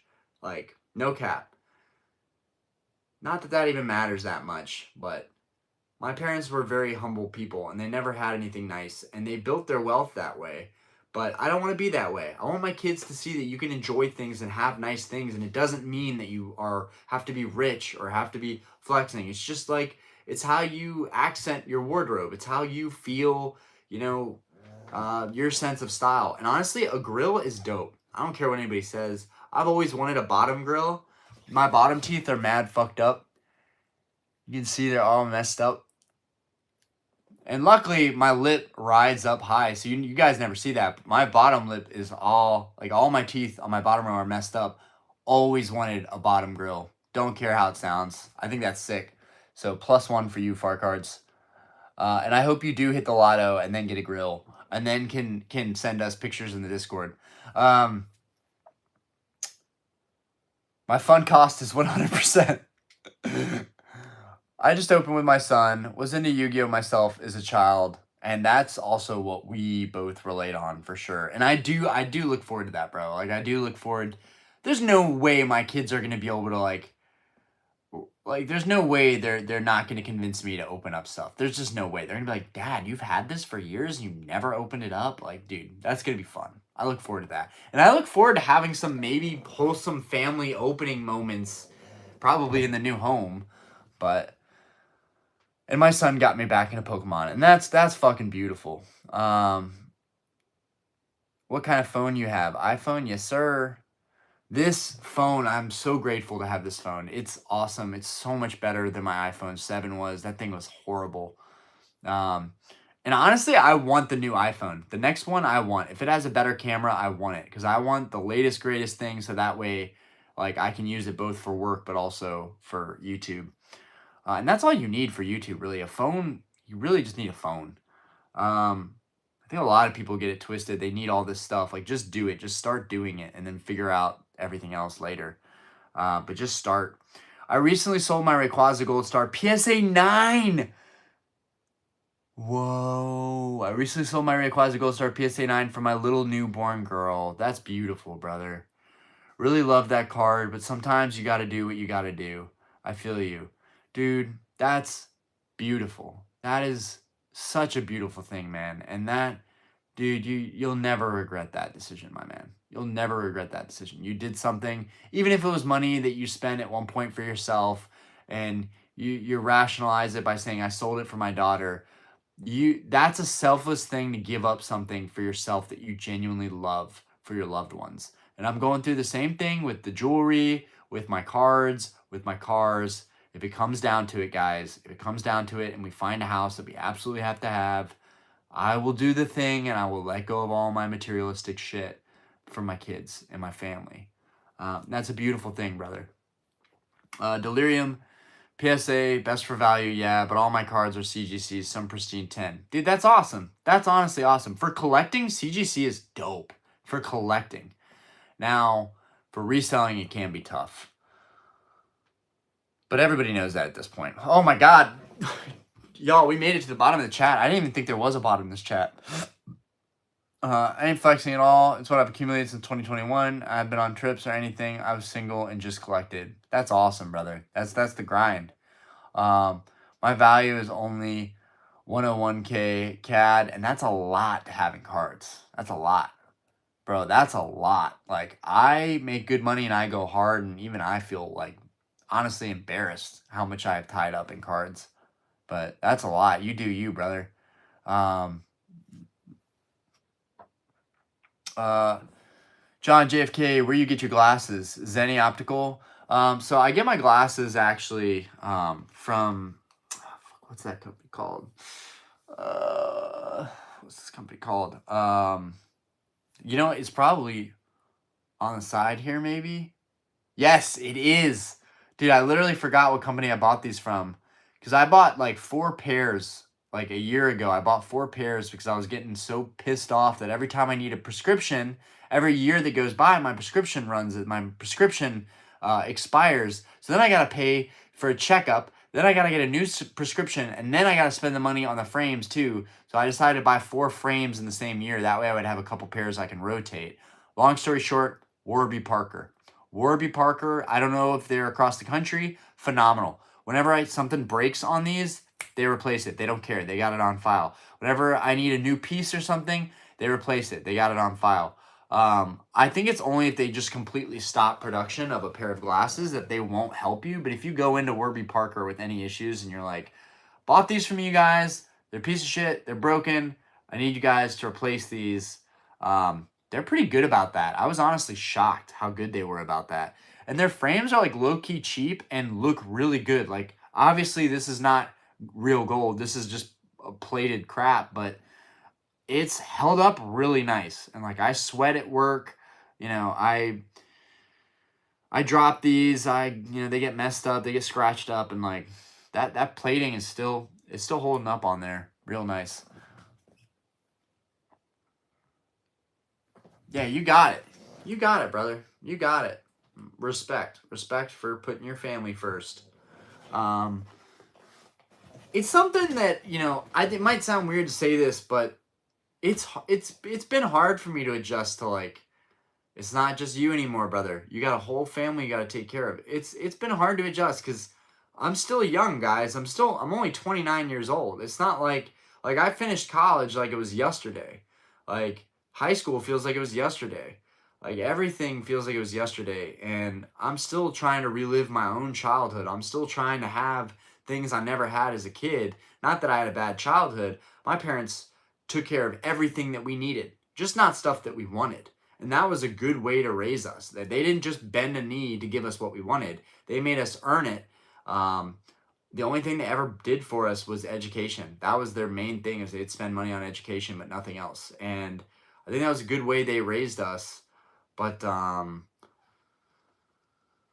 yeah, it's been hard adjusting, and I don't want to live that way. I want to enjoy my life and buy things while I can now, and spoil my kids just cuz.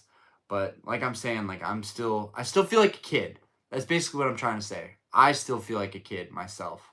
So it's like weird, like putting a stop to all the things that I still feel like I want to accomplish that I haven't accomplished, and just say, hey, that stuff doesn't matter anymore. Now they matter. That's the only thing that matters. And I'm really proud of myself. I paid off a big chunk of the house. I bought the SUV. Guys, I am growing up. Once I buy that new house, I am done adulting. I'm going to be in debt paying that thing off. I'm probably going to be swamped when we have another kid. It's going to be a lot. Like, I'm terrified, to be honest with you. Like, our life just got really, really easy. Aspen's such a good kid right now. I was just adjusting to having one kid and having a daughter. Like, things were just starting to get easy over here. So it's just like crazy. Everything is just like flipped on my head now. And even more than ever now, I need to do better. The bar needs to do better. The YouTube needs to do better. The eBay, I need to sell stuff and flip stuff. Like, everything is dependent on how I do, because we're on single income and everything depends on me. And like, I love that. It motivates me. It gives me purpose, but also the weight of it is crushing. I don't know if y'all can relate to that. I don't know if any of y'all are single income dads, but it's amazing to have a stay home mom. It's a privilege, it's traditional, it's rare, but it's also hard. It's really tough financially. Delirium, yeah, thanks for reading comments and answering questions. You the man. Dude, that's what it's all about. I mean, if y'all are coming here to support me, be a part of the community, and not like begging me to open stuff 24/7, I'm so happy to be here, right? I do want to open stuff, but I just don't have great luck opening stuff. I don't know. It's like it's just not meant to be for me. Um, Even collecting stuff sometimes I feel like it's not meant to be. I'm like, damn, why do I get these PSA 9s that end up flawed? Like, I know that it's going to be flawed. It's a 9, it's not a 10, but damn, this thing has a dent in it. Damn, this thing has a freaking indentation line going through the whole card. Like, I've seen the most like crazy stuff on these higher value graded cards. And it just has left such a bad taste in my mouth. And I keep pushing. I just get rid of it. If I don't like it, I get rid of it. I buy a new one. I'll move on eventually. But it takes its toll when you get so many cards that are flawed after paying so much money. I got an Alakazam I'm still sitting on that I want to get rid of. You know how much it sucks to have a $2,000 card and like you can't get that money back very easily. The market's kind of settled on that card right now. Like, bro, it sucks when you get trapped into a purchase like that and you're not happy with it. It fucking sucks. And that's just me. I think most people who, if someone else bought this Alakazam, I think they'd be happy with it. But I'm not everybody else. I'm very, very picky, and I want nothing but the best, or as close to the best as I can get. Um, anyways, Brandon S., you can always buy more things. I sold and that's a great point. Just right off the bat, that's a great point. Like, I sold my GT 500, phenomenal car, to put towards a new home a year and a half ago when the car market was at an all-time high. Now, that was an incredible move, my friend. If I could go back to when the car market was at an all-time high here in Charlotte, I would have just sold my sports cars, because I will never get an offer like that, not in the next 5 years. Now we have a brand new home with a pool, family first. Yeah, that's awesome. Also, cars can be such a pain in the ass. Especially high performance cars, like something like that, can be a huge pain in the ass. Home, really hard to go wrong with a home, and that's what I love about buying into a home. But I'm not. I'd be lying if I said that I wasn't stressed out about the amount of debt that I'm about to incur on a house. I think a lot of you don't look at it as debt. You look at it as, I own a home and we have a mortgage. I don't see it that way. I see it as, great. Now I'm buying a home in a market that's much higher than when I bought my first home, and I make a lot more money than I've ever made, but also everything is way more expensive now. And I'm just like, okay, I buy a $450,000 home, which is kind of cheap here, right? I think a lot of other places around the country is way more expensive to buy a home. So we're lucky here. But even that is such a stretch. And if I put down 20%, that's $90,000. And then I still owe 360 grand on it, right? That's going to be a huge weight on my shoulders. That's something that's really hard for me to discount. So I just hate this market of houses right now. I'm not looking forward to it, but I'll be happy when we have a new home. But as soon as the reality sets in that like we're gonna be in over our heads with debt for at least a decade, that's gonna suck. But who knows? Maybe I'll pay it off sooner than that, and the bar will be super successful, and everything will work out. It's just so stressful, but absolutely family first. Bill Gong, hey Ryan. I've been a big fan of your channel ever since last year. I remember watching your My Collection Addiction video a while back, and it really hit close to home. That video was made so sincerely. I basically put it out on the line. I basically said like, hey, I'm a degenerate. I made these mistakes. Don't make the same mistakes. Learn from it. And here I am. I'm still collecting, but I've thought a lot about making another video like that because that video just continues to do well. It just always people are telling me how they found the channel based on that video. I think it was because it was a very vulnerable, open video. Um, but I'm glad that it hit home. Um, Recently, I've been looking at your recent posts and still been grail after grail purchase. Wonder how you're progressing with this realization. Yeah, so I justify it and do mental backflips because I say, hey, I'm not buying a bunch of random shit. I'm buying one thing that holds its value, that is very sought after and very rare. And if I need it, God forbid, if I need the money, I am able to tap into that. When I first started collecting, when I made that video, my collecting addiction, I had no rails. I had no guide. There was no rhyme. It was just buying, this, that, the other. I didn't know anything about the market.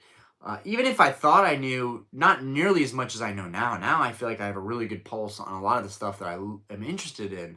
But no, I've still come to the realization that I still have a problem and that it's still something that takes up the vast majority of my finances. And that is ridiculous. It shouldn't.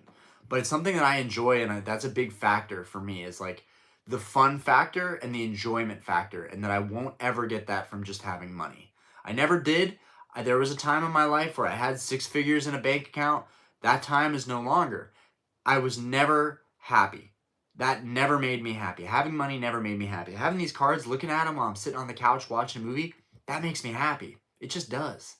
Um, and a lot of the hype and a lot of the influence in this hobby and a lot of like the pandemic, all of that fed into it, right? It wasn't like it's just I needed Pokemon cards. It was all just a big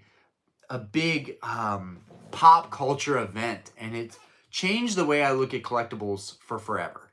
I always loved trading cards, but I never expected that I would get back into this hobby like at a ridiculous aggressive pace of collecting the most valuable cards and just dive into it. I never expected this. It's really out of my character, but here we are. The channel's grown, my collection is incredible. I have this awesome community, and I feel like I can always make a video and there will be some support there. I don't feel like I have to buy the latest and greatest or do investment videos. I don't feel like I have to do anything anymore. I feel like I'm confident and satisfied where I'm at in collecting, but I do struggle, and I'm definitely willing to make a video and openly admit that I still struggle with trying to pick and choose when is the right time to pull the trigger and buy, higher end cards, and just talk about all that stuff, all the rationale and all the mental backflips that I do, and justifications that I make, to make myself feel better. But I will talk about that because I still struggle with it. I still struggle with it. But I make a lot more money than I made when I made that video. I make more than double what I make now when I made that video. So and also my income level changed. My quality of life has changed. And so that has clouded my judgment a little bit in terms of like, can I really afford this stuff? Because a year or two ago, I would have told you I will never be able to afford these cards. But things change. You make more money, you get older. And now I think I'll probably make even more next year and look back and say, why didn't I collect even higher end stuff? But things change and you don't know until it's happened. But um, yeah, I still struggle. I'll leave it at that. I'll leave it at that. I still struggle. And even with the amount of money I'm making now, I'm still living somewhat paycheck to paycheck, right? I can save money away, but I live paycheck to paycheck because I keep buying these cards. Um, great, great point there. Mr. 33 Cats, you are great, bright. You are a great, bright, kind man and a great dad. I like to think that.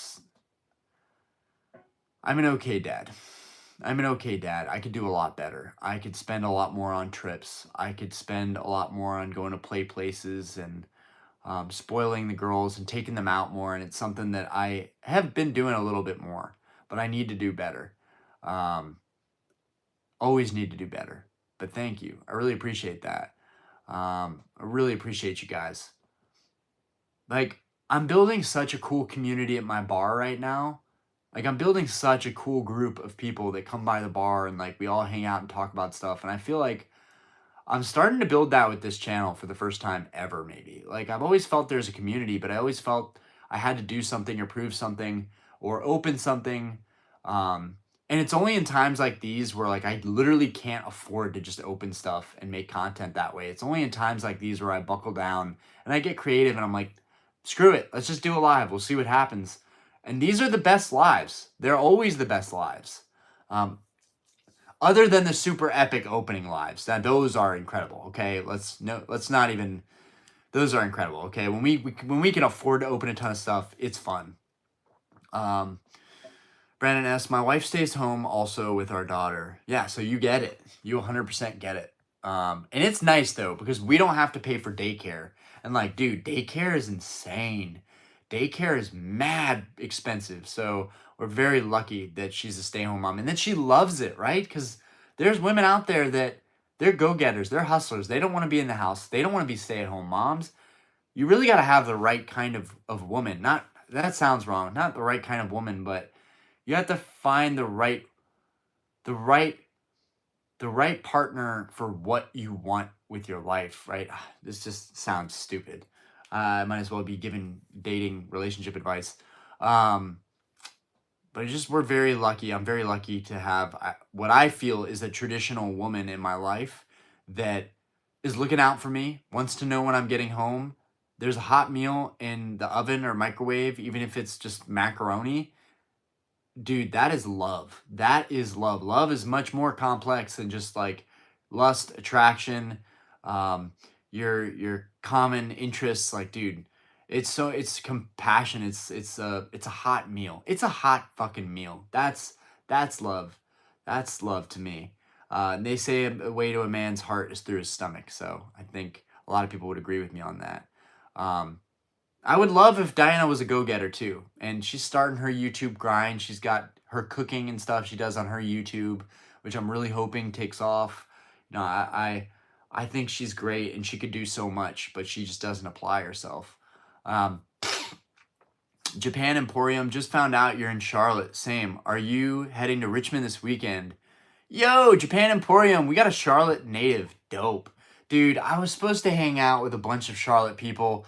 I don't know if you guys know who Pokemon Wonder is, or Poke Chef, but they were hosting something. I really wanted to go hang out with them, and I just couldn't do it.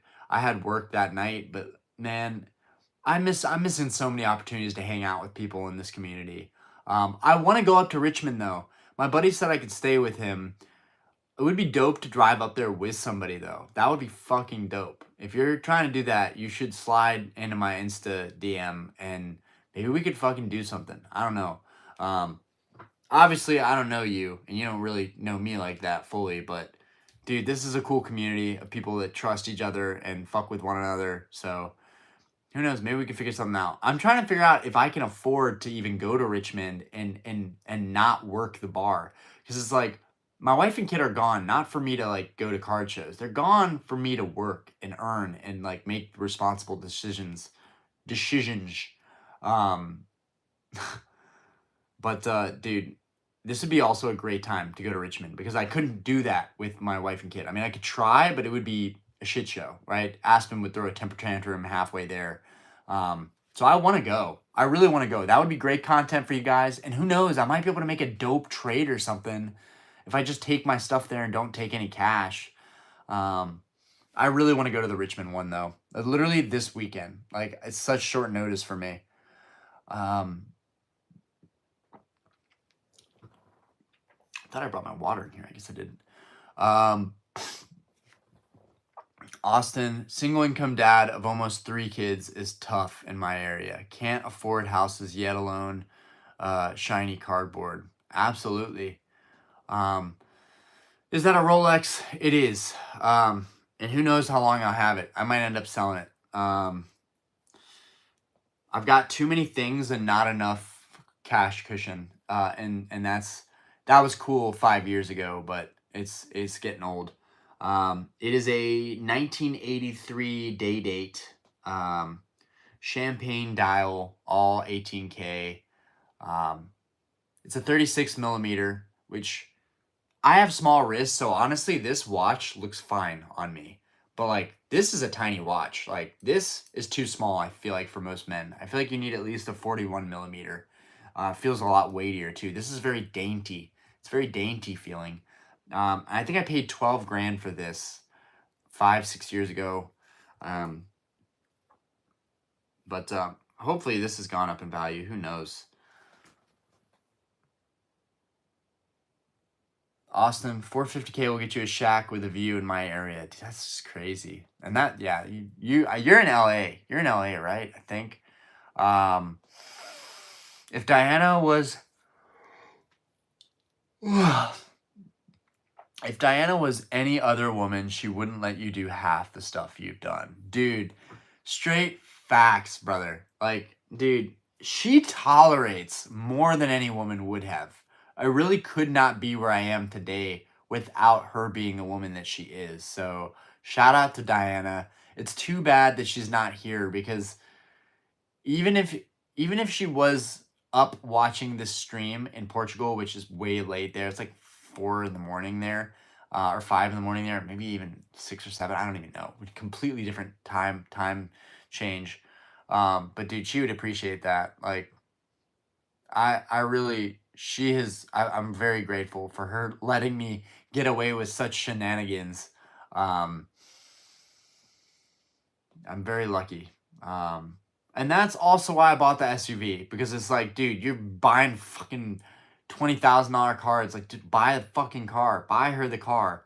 So I'm glad we made that move, and she loves it. She's over the moon about it. So that's worth so much. Dino Hunter G, this is the first time I've ever seen you. What do you do? So I run a bar. I run a bar here in Charlotte, North Carolina, Starlight on 22nd. That allows me to collect like a fiend. And basically we do live streams here every Wednesday. Right now we're just kind of chilling, hanging out. And then I make videos. I enjoy making videos. I just enjoy collecting. I enjoy this hobby. And yeah, that's what we're all about. But I mean, we're just talking about whatever because it's just a chill stream. And these chill streams are always dope. It always opens up shit that I wouldn't even think would get opened up. Like the first like minute or two, it's kind of awkward. I'm like sitting here waiting for people to get in because I don't even schedule these streams. I just do them every single Wednesday night. 10 to 11 o'clock is usually right around where I start. But welcome, Dino Hunter. I'm a huge dinosaur enthusiast. I love dinosaurs. Can't state that enough. So whatever you're into, you're probably a cool person. Daddy Donkey Kong, I bought a new home and didn't sell anything. There you go. There you go. Dude, you're crushing it. You are crushing it, my friend. And that's the position that I could be in had I been saving my money and not buying cards. So, that's on me. That's on me. John JFK, Super Nintendo or say also I could sell our house and I would be so in the fucking green. It would be ridiculous. This area right now, there's a house up for sale for 450. I bought this house at 200. So even with the money that I owe on the house, I would be so in the green. It would be ridiculous. We would move into the next house and I would owe max like again like 100 grand, just over 100 grand, and we would be in a bigger new home. Um, but what I'm trying to do is much more complicated than that. I'm trying to do the financial backflip of keeping this home and starting my venture as being a property owner. So it's going to be difficult. And then we got to rent it out. And then we got to deal with our tenants, which hopefully they'll be good people that I know. Um, it's between the girl that I used to work with who's gone. That's the other thing. I lost my girls this week. They're in Portugal, but I also lost my best bartender. This girl that I work with, Autumn, she's incredible. Everyone loves her. She's incredible. I think that that's a big reason why we've had an uptick in sales. She's just really personable. Everybody tends to like her. And I lost her this week too. So I'm working by myself, busting my ass. I got no girls to come home to. I am miserable right now, low key. Okay, Super Nintendo or Sega Genesis, what do you prefer? I didn't have either of those, so I'm gonna have to go with Nintendo 64, because that's as soon as, like, I even had any of that stuff. We were a PlayStation family, to be honest. Um, you know what game I really loved on PlayStation 1? Legend of Dragoon. If you guys never got to play that game, you missed out big time. God, so pixelated. Probably would look back at it now and be like, why did I think this is still good? The graphics are horrible. But, dude, Legend of Dragoon, that game is badass. I love that game. Yeah, those are the PlayStation 1 days. What state you in? I am in North Carolina. Andy Hale is in the building. What's good? All hail, hail. Um, Austin Reed, that's the same question as, are you... That's the same question as, are you under 35 or over 35? Daddy Donkey Kong, poor people stay poor trying to look rich. Rich people stay rich by looking poor. Then they do. There's a lot of truth in that. There's a lot of truth in that. Trump or Harris, what's your pick? I am not doing politics here. I don't even have a pick. I never did. I've literally never had a side.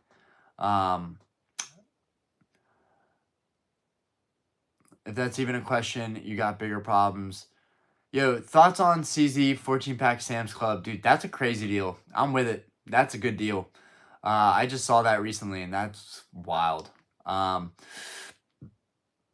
Will Gonzalez, thanks for opening up. You got it. Austin, it's not just about spending more money, Orion. It's not just about spending more money, Orion. Are you reading to your kids every night, playing with them in their games, and teaching them life lessons? That's why they need not more monetary crap. The plague of modern women. Andy Hale, stay-at-home mom, hardest job out there. Facts.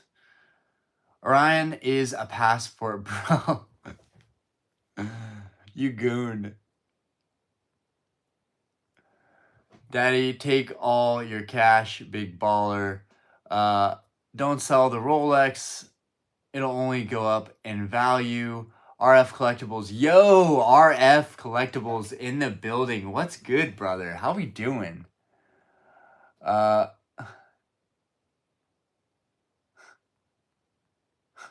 Oregon. If I was in LA, I wouldn't be. He does OnlyFans. Yes. Dude, I should just start responding to people. I do footwork on OnlyFans. It's a good career, you know, not by choice.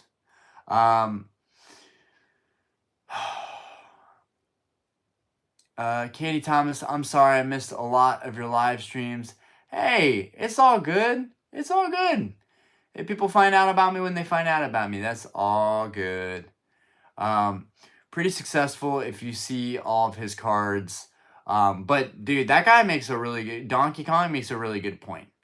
Okay, people that dress poor don't try to act or flex anything or have a certain lifestyle. They build wealth, and that's true. But I saw my parents living that way their entire lives. They're still kind of living that way. My dad only recently is 70. Man, he might even be 72. Shit, I'm not sure. And he only recently bought his like dream car, which is still a beater Corvette. I'm not trying to live that way. Um, I'm trying to manifest and do the things that I want to do because I can.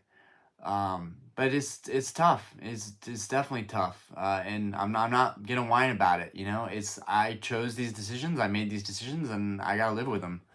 Um, and cards are not. I mean, it's all material stuff. I mean, you could have so much more peace of mind being financially stable, and you could also help others and give them, good advice. By being somebody to look up to, being a role model. I wouldn't call myself a role model right now, but I hope that I can grow to become one for a lot of people that are younger, that are looking up to somebody to listen to and take advice from, whether it be financial or relationship or whatever, or cards. Um, but yeah, this channel is, I don't know. This channel is so much more, though, than just like Pokemon cards.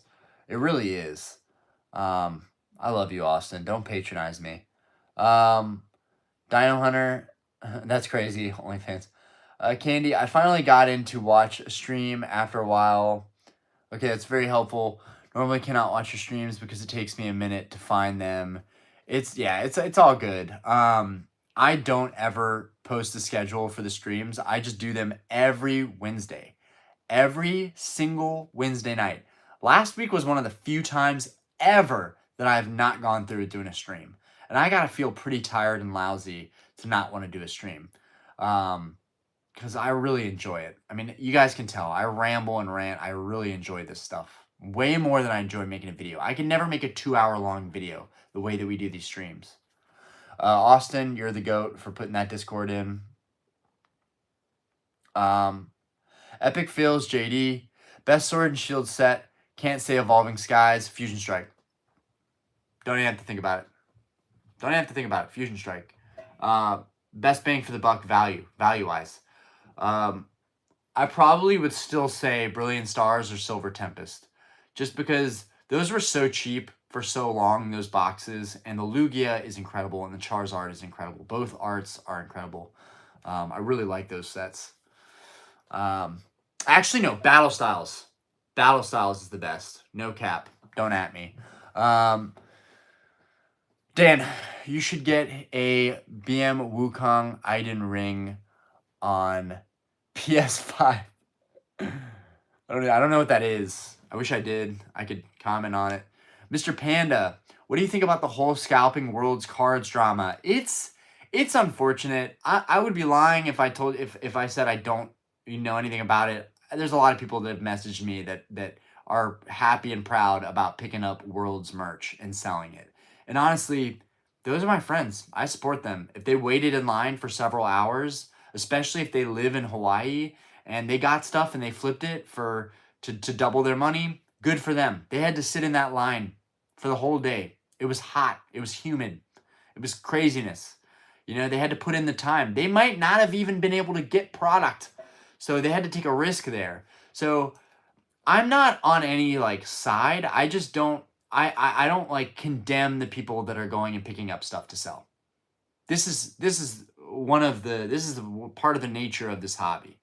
But I would like to hear what you guys think, and it always pains me to hear people that are genuine fans that aren't able to get the stuff that they really want. Always pains me to hear about that. Especially the little kids that just want, a tote or a book bag or, one of the competitors, one of the champion decks, one of the theme decks that are there. There's always a loser in these situations, and it sucks. It sucks, but I'm interested in hearing, what you guys think. I want to hear what you guys think about Worlds. That merch is sick. The merch looks really cool. I'm about it. Yo, Oscar, how we doing? How we doing? Oscar is in the building tonight.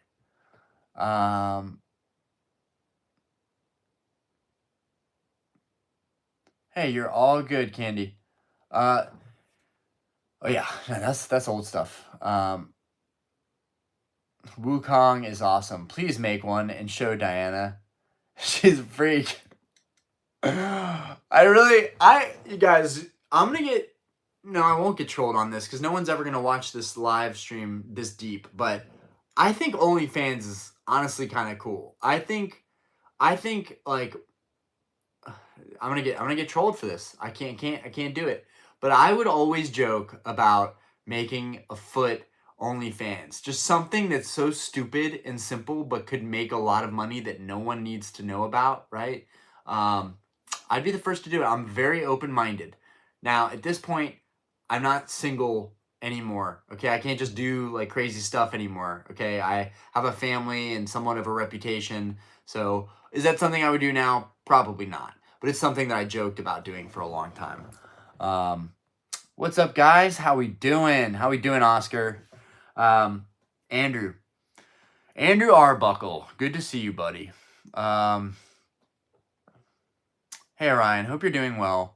Did you discuss the new trailer for Pokemon about Gym Heroes and Team Rocket? I have not seen this trailer yet, so I'm living under a rock. I've seen these trailers. I've seen a lot of content, but I'm not sure if that's what we're talking about.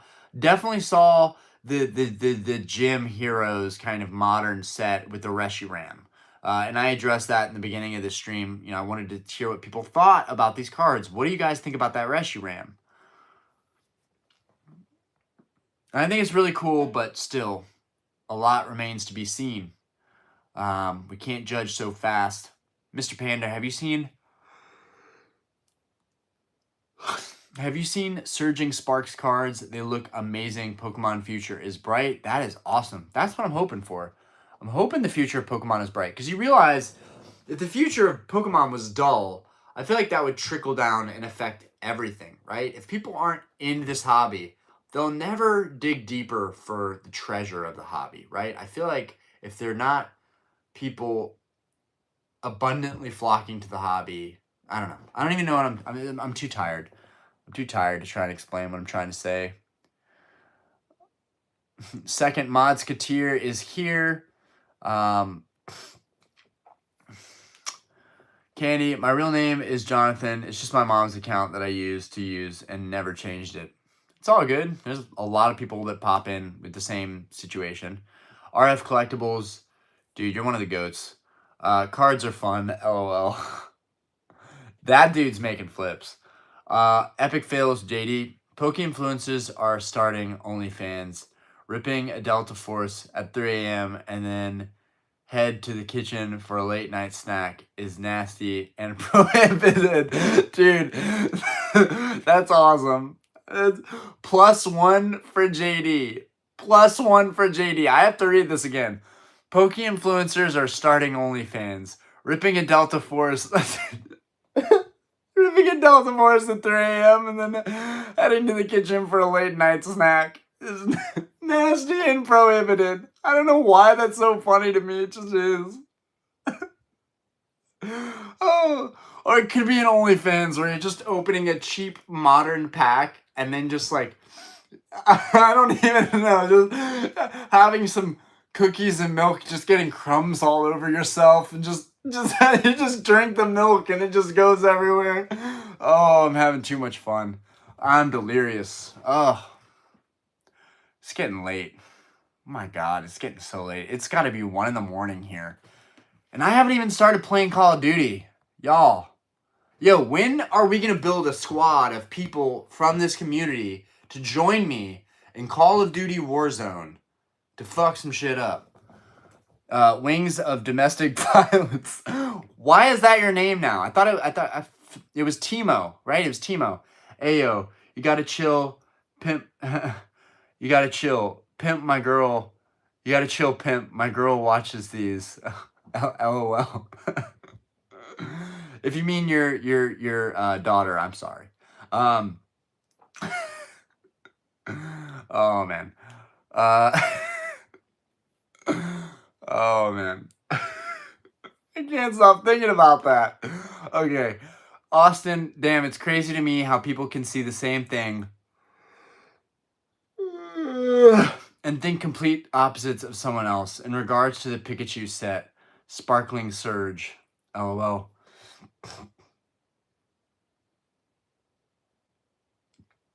Um, Jonathan, I'm 13, been watching your streams for a little while. Oh, right on, right on. I'll try and be a decent influence.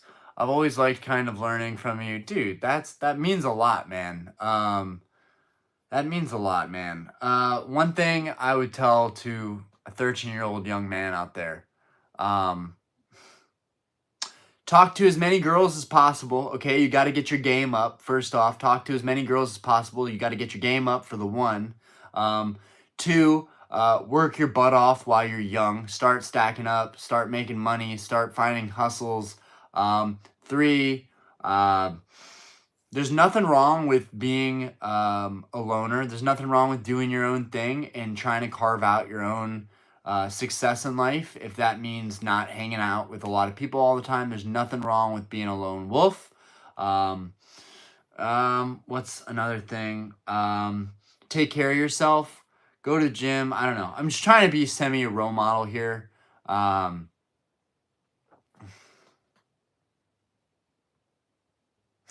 that's young. Filters on, right? I'm buying a case. I mean, 13 at 13, everyone around me was cursing. So, I mean, dude, 13-year-olds now, I mean, come on. They might as well be high schoolers. Might as well be about to go to college. Um, Now, I'd feel differently if this is talking about my own daughter, but that's a whole different story. But my son, God, I can't believe I can say this. My son, I can say this. I'm having a son, guys. My son is going to be awesome. Can't wait. Also, last thing I'm going to say, Jonathan, have an A+ day, man. Have an A+ day every day, and don't let anything get you down. This is what one of the singer-songwriters said tonight after his set. He said, everybody have an A+ day or night in this case, and don't let anything get you down. And like, dude, that's a beautiful thing. Have a great day. Every day, that's a great thing to let people know that they gotta just enjoy this life because it's short. Okay. Pokeplush is buying a case of Sparkling Surge. I gotta look up this Sparkling Surge. I gotta figure out what the Surge is all about. Um, RF, do you have any battle styles? So much. I have 9 cases of battle styles. I might have 10. I might have 11 cases of battle styles. I don't even know. I have too much battle styles. I done fucked up.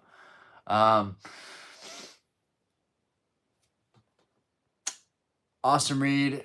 Nick, you're going to buy one of everything. Pokeplush, the Latias is the next move round because you can attach it like the Latias and Latias from Team Up. Okay. Buying a PSA 10 off the rip. I never grade. I only buy 10s. Interesting. I like that frame of thought. No work, no effort into it. Just trying to be precise on it. And hey, you could have an impact on the kind of content that I make. You know, if I look at the stuff you're buying and see the kind of returns that you're talking about, I might be swayed to think differently about, you know, modern PSA 10 cards, especially if you can get a good deal. Okay. That's crazy though. Right off the rip, that can be dangerous. That can be dangerous. Epic fails. Thoughts on the CT scan services. It's a big deal. It's a problem. We were talking about this a little bit earlier. I think people are still joking about it, being light about it, but it's a serious shit show. It's a shit show, and it's affecting my whole strategy with modern. I think it's all about singles now. It's for me, not for everybody else. Everyone's going to do their own thing. This is just what I want to do moving forward. The storage space is just too much to deal with. I don't want to deal with that. Most of us are not ever going to be distributors or getting from distribution or getting allocations or buying wholesale directly. Most of us are never going to get to that point, nor would we really want to deal with that amount of work to make a living.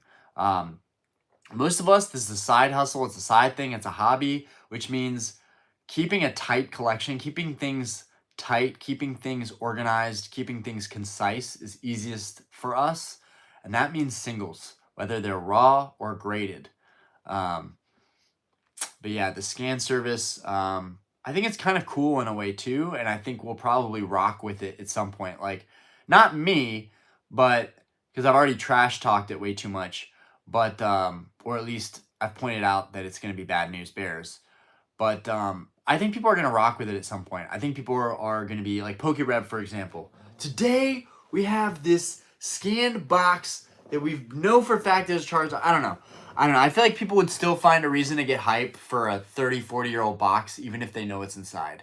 Or creators are just going to scan stuff for reassurance, or they're going to buy stuff that's already been scanned that has a guaranteed hit, and they're going to open it just for the content alone and for the value of what's inside, and they're going to make tens of thousands of dollars on that content. I mean, PokeRev, I don't know what he makes per video, right? I point him out because he is the biggest name in this hobby. He is arguably the biggest name in this hobby, so that's why I point him out. But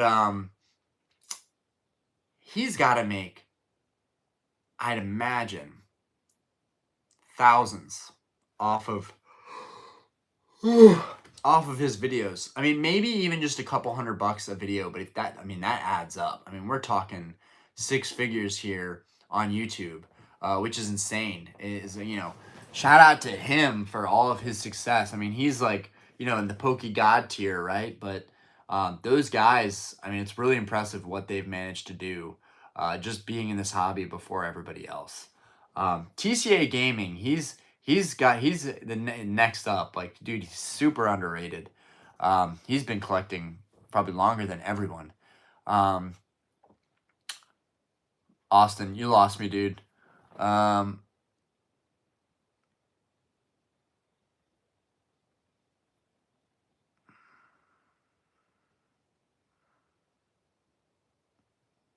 Crazy part about the PC worlds was people sitting outside the building, flipping stuff and setting up shop. Yeah, I guess, but I would expect that going there. Mr. Panda, have you ever seen the Professor Program stamp Voltorb card from 151? Prices are crazy. I have not seen that. I haven't even heard of that. RF, LOL, Orion on the OnlyFans, eh? Wings of domestic violence. Orion is a mattress actor, confirmed. Japan Emporium sent you a PM on Insta, leaving for Richmond Friday morning. If you need a ride, let me know. Dude, that's dope. That's so cool. Like, dude, you've got a friend in me. That's cool. I don't really know a lot of people in Charlotte that are collecting. There's really like a couple names I can think of that also are on YouTube. Grim Horizon TV, Pokey Pete, and that's it. Honestly, I can't think of anybody else in Charlotte. Pokemon Wonder. Like, we have a big city. Why are there not more people, I feel like, reaching out that are like, yo, let's get up. Austin, it's prostitution, selling yourself for sexual pleasure. I mean, that's a very black and white way of putting it, but we're not gonna do that because it's just like politics, and we're not gonna get into that.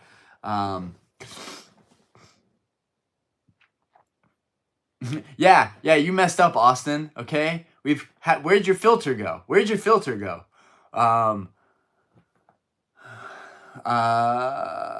Travis, that isn't going to make money. You know what it's for. You know what it's for. Orion will respond to me eventually. Send him a disc message. So yeah, good night all. Appreciate you, Plush. Have a great night. Jonathan, you should have your family in one of your live streams. Sometimes they're in here. Orion keeps reading. It's 1 a.m. I don't do COD. I do not play Fortnite. I think Fortnite's pretty dope, but I don't play Fortnite. Get your money up before you get your funny up. Jonathan, I've got a girl in mind that she likes me and I like her. That's nice. That's really nice, man. Got my own little gym at my house. That's dope. Delirium. Yeah, I wish we could all be like PokeRev, opening dope shit always. But you can't forget, PokeRev has an amazing setup. He was there. He was one of the first movers of this hobby in this niche of like content creation. It's a first mover advantage. It's really that simple. I started my channel during the pandemic. It got a lot of growth and hype just based off of that, okay? It hasn't seen nearly as much growth since the pandemic ended. It's been a lot slower growth for my channel moving forward. But people that started near the end of the pandemic or like 2023, they have a much harder grind uphill, right? The earlier you get into this space, the better. You know, and dude, PokeRev put in the work, bro.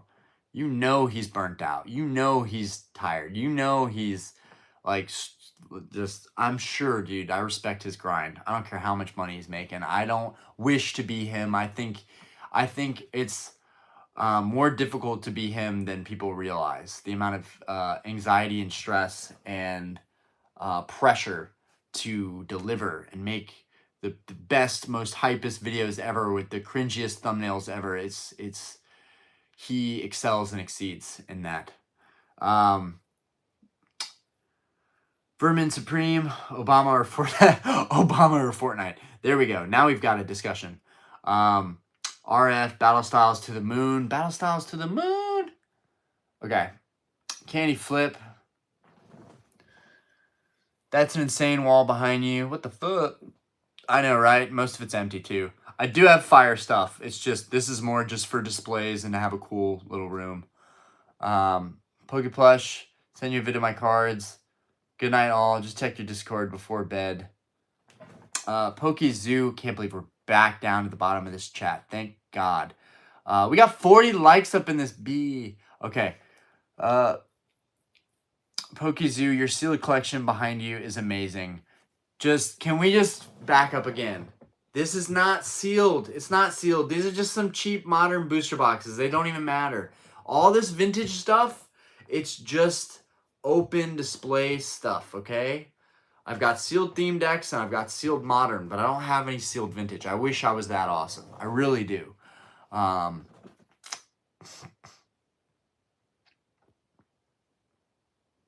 I do have all of the theme decks sealed though, almost. I'm missing like 3 theme decks total, and I will have completed all the theme decks. Bro's got the Zap deck box. All those deck boxes are so elite. They really do look good. So you have some sealed and empty boxes behind you. Yes. Facts. The pandemic set it off. For sure. Like, I don't think we would be in the same situation or even remotely had the same experience with this hobby and the hype without the pandemic. Delirium, yeah.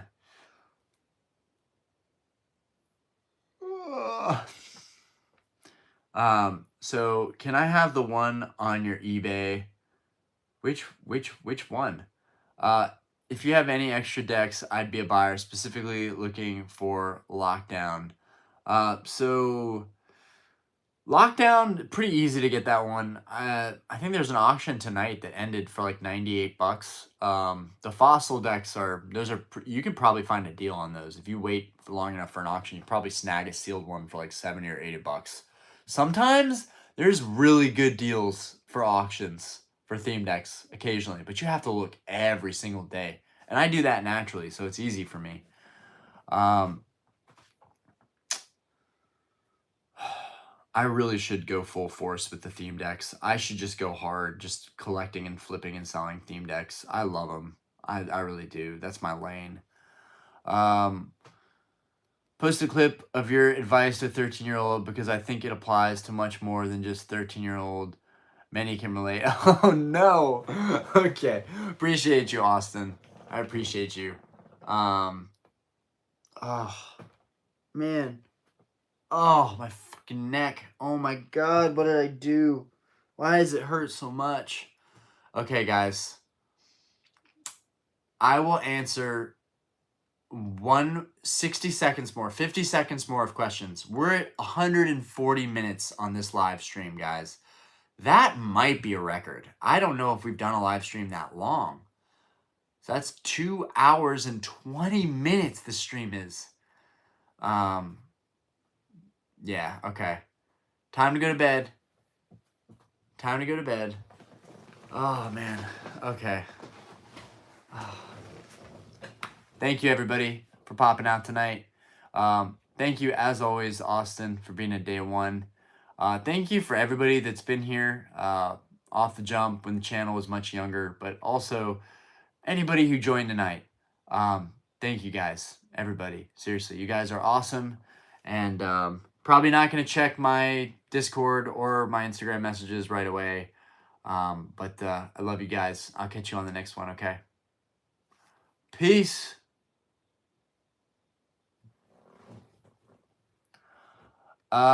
Candy, lava is the most sought after. Yeah. And I actually recently got the lava sealed.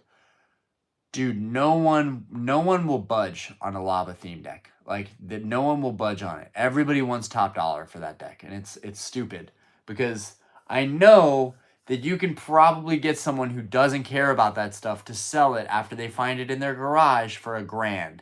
Meanwhile, people want $4,000, $3,000, $2,000, 1,500, 1,700. Full disclosure, I did buy my lava deck for $1,550, which was a really, really good deal. $1,550 was a solid price to get the lava deck. So I'm pretty happy with it. I have one last question. Do you have Facebook or Messenger? I am on Facebook by the same name. If you grade the Holozard and it's worth $4,000 at least in high grading. So it's a non-holo Charizard, and it's I think worth about $4,000 in a PSA 10 or something, $4,000 or $5,000 in a PSA 10. But you're not going to get a PSA 10 most of the time. What's really could be more valuable is the reverse holo in the Legendary Collection decks, and you could get that out of a Turmoil deck. You don't even. That's why I don't understand why the lava is so much more than the Turmoil. Okay, yes, you can get a gradable Charizard, but if it hits a 9, it's really not that different in value. But the Turmoil, you could open a $700 Turmoil deck, or $800 or $900, whatever they're selling for right now. You could open that. You could get a Legendary Collection reverse Gengar, which again I talked about this earlier today. I think that's like pop 7. Those things are thousands. So there's a lot of other ways that you could actually do well just buying the Turmoil instead of the lava, but the lava is the most sought after deck, yeah. And I think the Evolution Skyridge theme deck is like right below that. Omar found HS Undaunted deck displays still sealed recently. You probably outbid me on that, Omar, because I was looking at an auction for one of those displays recently, and I was just like, I'm gonna let this one go. But dude, that's a sick display. Jonathan, Rayquaza VMAX, like high 2s to 300 raw. If you're talking about the alt art, graded and a 10, I think it's like 500. Candy Flip, is it a random for the reverse? See, I like this. Somebody who's genuinely interested in the same stuff I'm genuinely interested in.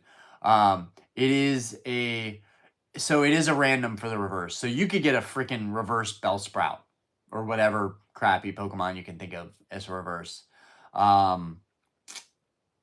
I've seen it so many times. There's so many crappy reverses, and I think they're more likely to put the crap in these decks because they're trying to give incentive for people to buy the decks. I think you're much better off buying a Legendary Collection pack. But again, let's not forget, these are the only decks out there that have Legendary Collection reverses. Kind of cool. Okay. We gambling, but again, theme decks better kept sealed. Anyways, good night. I love you guys.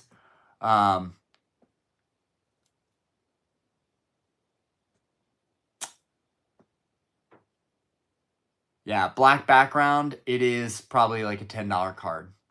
I thought that when I pulled one of those, I thought it was super valuable too. Way back. All right, next stream Wednesday night, guys. Wednesday night, next Wednesday. I'll see you guys on the next stream. Okay. Be blessed. Love yourself. Have a great night. Have a great day tomorrow. Don't let anything get you down. And you guys have a great night. Okay. I love you guys. Hey, that's awesome. I like to think I'm interesting and knowledgeable. Austin, I'm sorry. I'm sorry. I can't deliver. Goodbye.